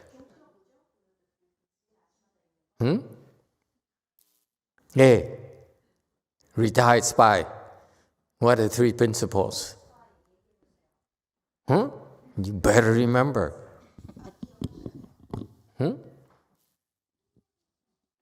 Mô Phật và Thầy. Mình Quảng Ngân muốn nói thì cũng hơi dài nữa. Giống cái ông sư này đó, ổng bây giờ kể về cái ông sư này, ổng ở Ấn Độ, ổng qua mà ổng nói chuyện tiếp xúc với cái ông vua Đế Thích này đó, là ổng cũng có một cái định lực. Rồi cái người ông vua này đó, ông vua Đế Thích này đó, thì ổng cũng có một cái nước của ổng đó, là cái quyền lực của ổng rất là mạnh. Mà ông vua này đó, ông sư này đó, thì ổng mới khuyên ông này, bây giờ ông á, làm tốt, làm cái gì đó là ông miễn phí hết. Là ông vua Đế Thích này, ông nghe ông cũng tung luận theo, thì ông cũng độ được một số người, chứ không phải là không đâu. Mà cái ông sư này đó, ông cũng độ được cái ông vua Đế Thích này nữa. Mà rồi đó còn muốn đi vô sâu thêm nữa đó, thì muốn lên tới đại thừa đó, thì cái đó là thì để tùy theo cho ông tu thêm một cấp bậc nữa. Thầy ngồi nghĩ thầy này, cái ông sư này đó, thầy ổng cũng có một cái định lực mà để ông độ cái ông vua Đế Thích này. Ông vua Đế Thích này đó là ổng một cái nước đó là ổng cái quyền lực ông rất là mạnh, biết không? Ông muốn người ta sống là sống, muốn người ta chết là chết, muốn người sao mà ông độ được cái ông này đó, ông khỏi ăn chay, ăn miễn phí rồi này kia, là cúng một cái tốt cứu cho một cái đất nước này.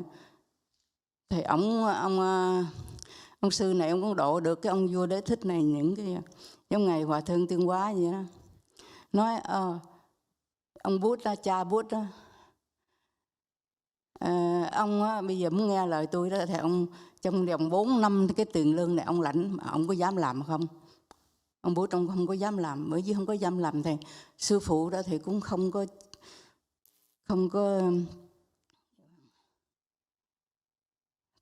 cho một cái quyền lực, không có cho một cái quyền lực cho ổng để cho ổng thấy.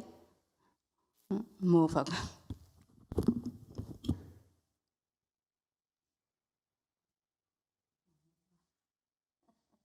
Amitabha Master, Boyin would like to say something, but it's kind of long. Just like this monk, he came from India. He met with the emperor and talked to the emperor. That means that he has to have samadhi. This emperor, he has a power over the country, so he's very powerful. So then this monk taught the emperor to do that, and the emperor do as instructed. That means that the emperor actually crossed over many people, not just like that, but if he wanted to go deep into Mahayana, he has to cultivate in a different level. So therefore, I think that the monk can cross over the emperor in that way, must have samadhi, and he also cross over many, many people in that way. Just like Venerable Xuanhua, he wanted to cross over the Bush father. Master Huat said that if you wanted to continue to become a president, you must not receive for your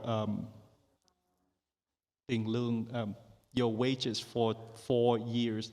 Therefore, I think Venerable Xuanhua wanted to teach the Buddha fathers that way. Mm-hmm. So that's why it's important for you to appreciate the foresight of Master Xuanhua. He says, 动死不攀缘，饿死不化缘，穷死不求缘. Got that? That's the spirit.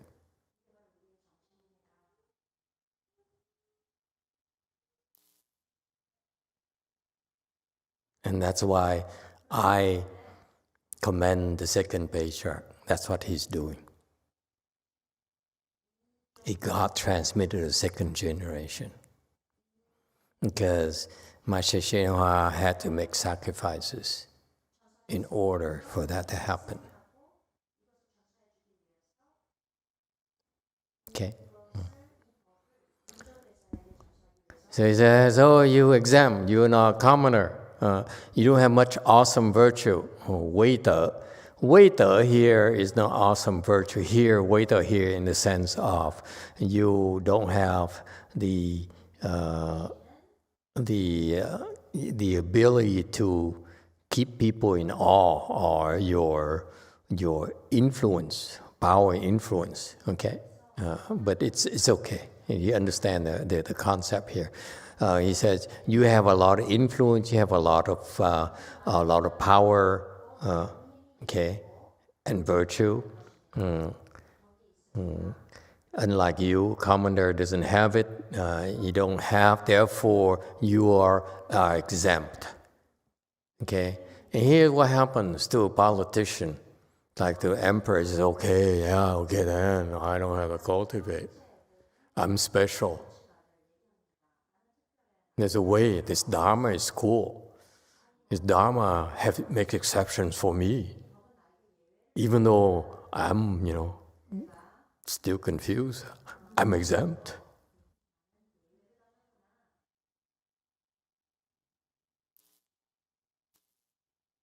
I have a problem with that. When I listen to this, I say, oh my God, this really hurts.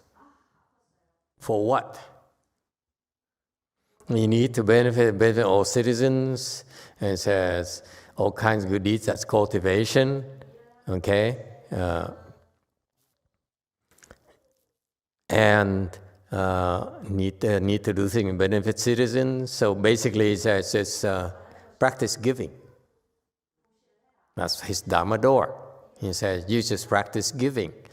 You don't worry about keeping precepts or take the hard way. Okay, you are exempt from hard work and from making personal sacrifices. You just ask others to make sacrifices. And that's Buddhism for the royalty. You see? Sounds familiar? That's what happens in Japan.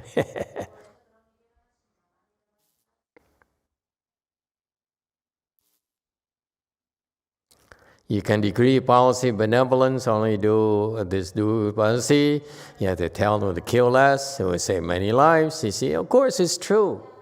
And this is a sales pitch from a monk using the Buddhist principles disguised as Buddhist instructions. It's just a sales pitch.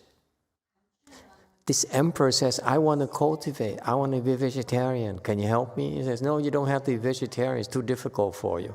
Well, you know why not? Because you are special. This is what I, as an emperor, hear from what this monk was telling me. I'm special. Continue to be special. So there's a Buddhism for the emperors and Buddhism for the commoners. Isn't that cool? I stick to the Buddhism for the emperor.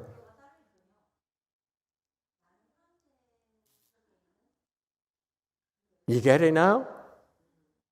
Disagreeing Taiwanese person?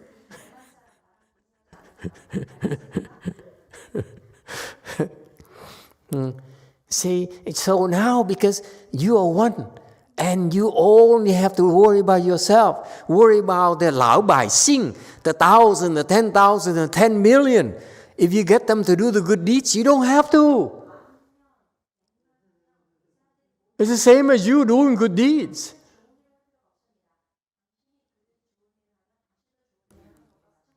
Yeah, so wonderful. Buddhism can be so wonderful. Get you to cultivate. I don't have to cultivate because I'm the emperor. So I am the head of family. I don't need to cultivate. You woman, go cultivate. You children, go do Chan Chi and so forth. Okay? And you do become enlightened. I can also become enlightened then. Yes, 7. Thank you, Master. In other talks that you've given, you've emphasized that for lay people, there must be a middle way. And when I see him talking to the emperor, I think of him as the ultimate lay person.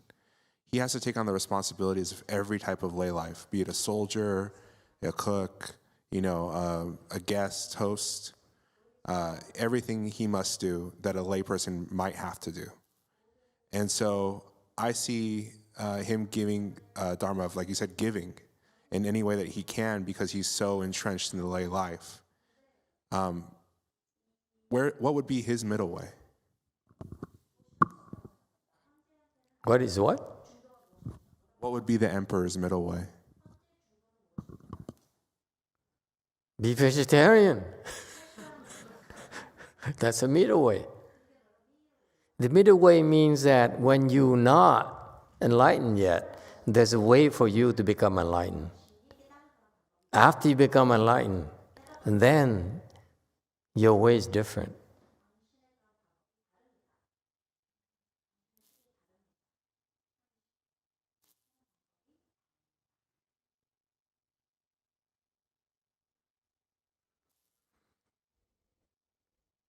So that's why it's very important to differentiate when you are confused. The teachings are designed to help you end your confusion. When you are no longer confused, it's different.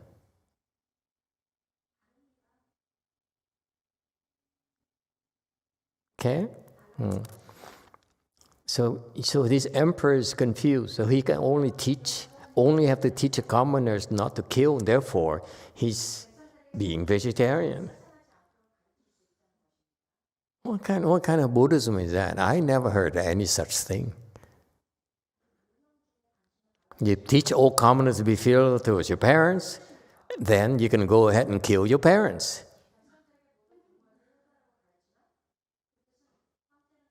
Because you only kill one set of parents, whereas you have 100 million people who are being filial to their own parents. Therefore, this is nothing.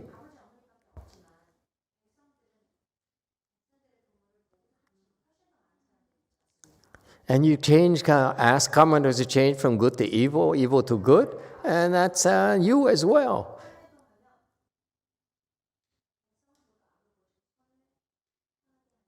So you don't have to eat less meat or drink less alcohol because you're getting others to cultivate for you. It's just like this lady here says, my husband will cultivate for me, and therefore I'm cultivating.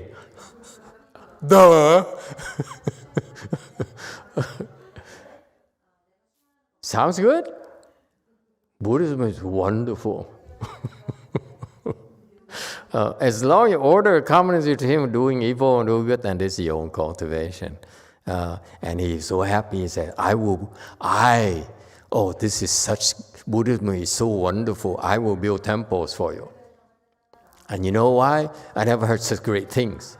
Because the other monks could not explain it to me because they're confused about conditions.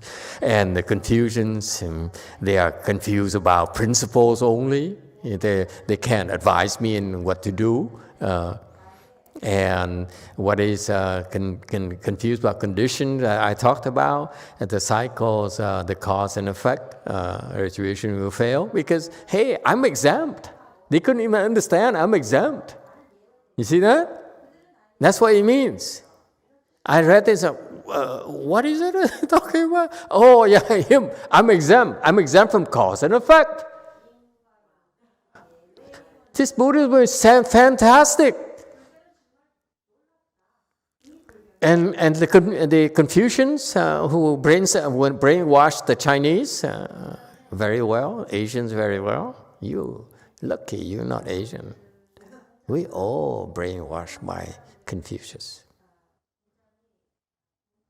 There's some good parts about it, but when you get to a high level, it's so darn confusing. Confucius was very good for stupid people who need to be kept in check to serve the emperor.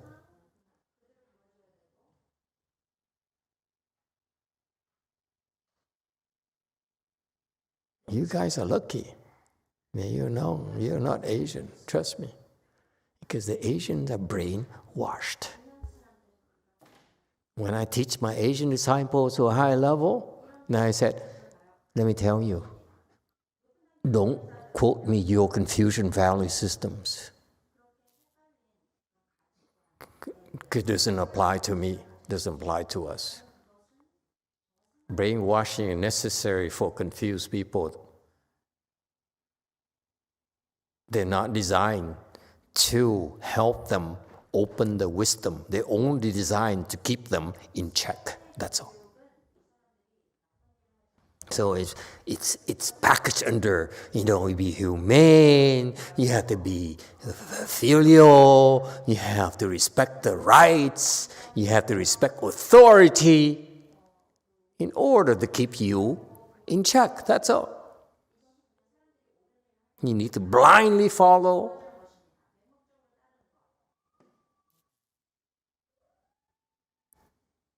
Okay, so So that's why they have a lot of articles in classical literature, and they say these are the principles of humanity, humaneness, of etiquette, and so forth, okay? I'm not saying they're not important.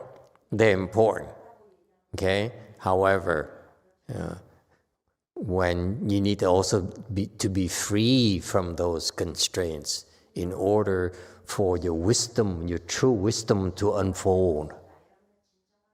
Confucius never intended to develop wisdom in the people. That's why the Buddha had to come. You get it? If Confucius was able to do it, why would the Buddha need to come to the world? Why did the Chinese have to go to China? And the patriarch had to go to China.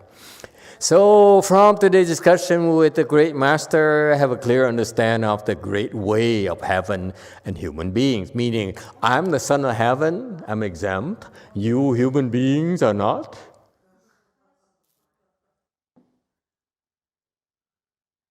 It's disgusting. I read this, I feel like barfing.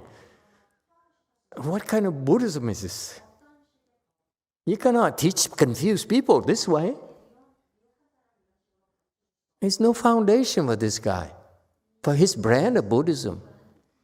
His temple, see? As a result, he built Qi Huan Temple. You give me that temple, I would take it, but then I would sell it right away. Because it's corrupt. I don't want it to be known as a Buddhist temple. I would take it because it costs money, okay? Sell it so, to a non-Buddhist person so that it ceases to be a Buddhist temple. We have our standards. And this is the problem with the young monks who says, I'm going to build temples. I'm going to save a lot of people. I'm going to teach people about Pure Land Buddhism and confuse the heck out of them.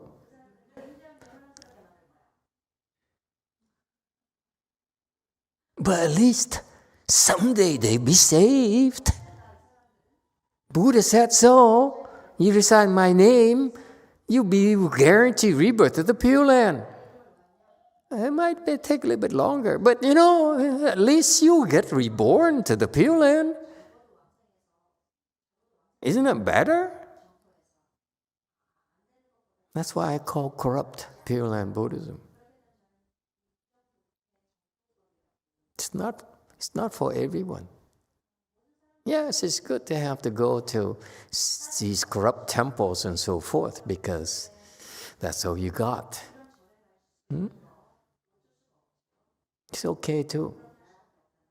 But not for us. No thanks. And the sixth patriarch, and all the great patriarchs says, no thanks. Yeah, let, what's his name? Sheng Xiu go to the emperor, okay, and get the royal patronage and build a lot of temples and make Buddhism such widespread throughout China. Wonderful. Sixth patriarch says, not for me. I will teach my followers, my handful of followers. That's good enough. Okay? Buddhism is big enough so that it has Sheng Xiu to serve such people, the Lao Bai Xing. And then the sixth patriarch says, I'm going to teach only, a superset of people. That's it. So that Buddhism had different levels. I'm not saying he shouldn't do it. Okay?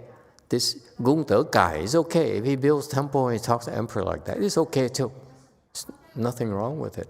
But not for us. Not for me. That's all I'm saying. I'm not taking our high road or anything. I'm just saying Buddhism has many different gradations, many different levels. Which one do you want? Is that clear? That's all. It's your personal choice. We're not going to stop you from going to, Qi Huan Temple. Go. Have fun. But when you come back, take a shower.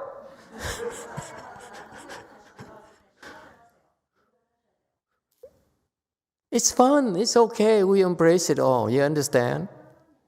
Please don't understand that I'm a high road. I don't care. This is inferior. No. For us, it's that it's not for us. You know? Buddhism still serves Japan well in a certain way. Okay? It helps. It prepares them. Just like my late father, he went to a lot of teachers. Vietnamese teachers, famous ones, and Tibetan teachers, and all those things. Eventually, he ended up on Master Hsuan Hua, and that's how I look at that and say, oh, they're being prepared to go. It's okay. That's Buddhism too.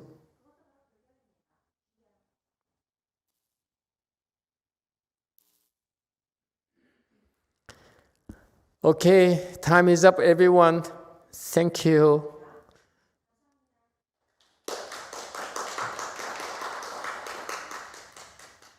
So remember, Super Lotto. Now back to the real world, okay? We talk all we want, but we still need to eat tomorrow.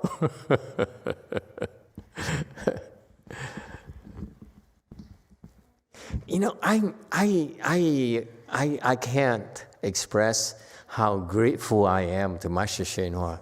His teaching is so profound and provide a guiding light for myself personally. You know, that is priceless. That's why we're doing this.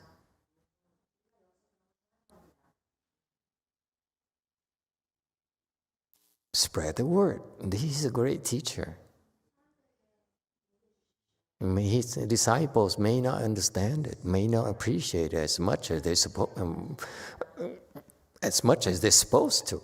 But the teaching is fantastic. It's such pure Buddhism, untainted. Okay?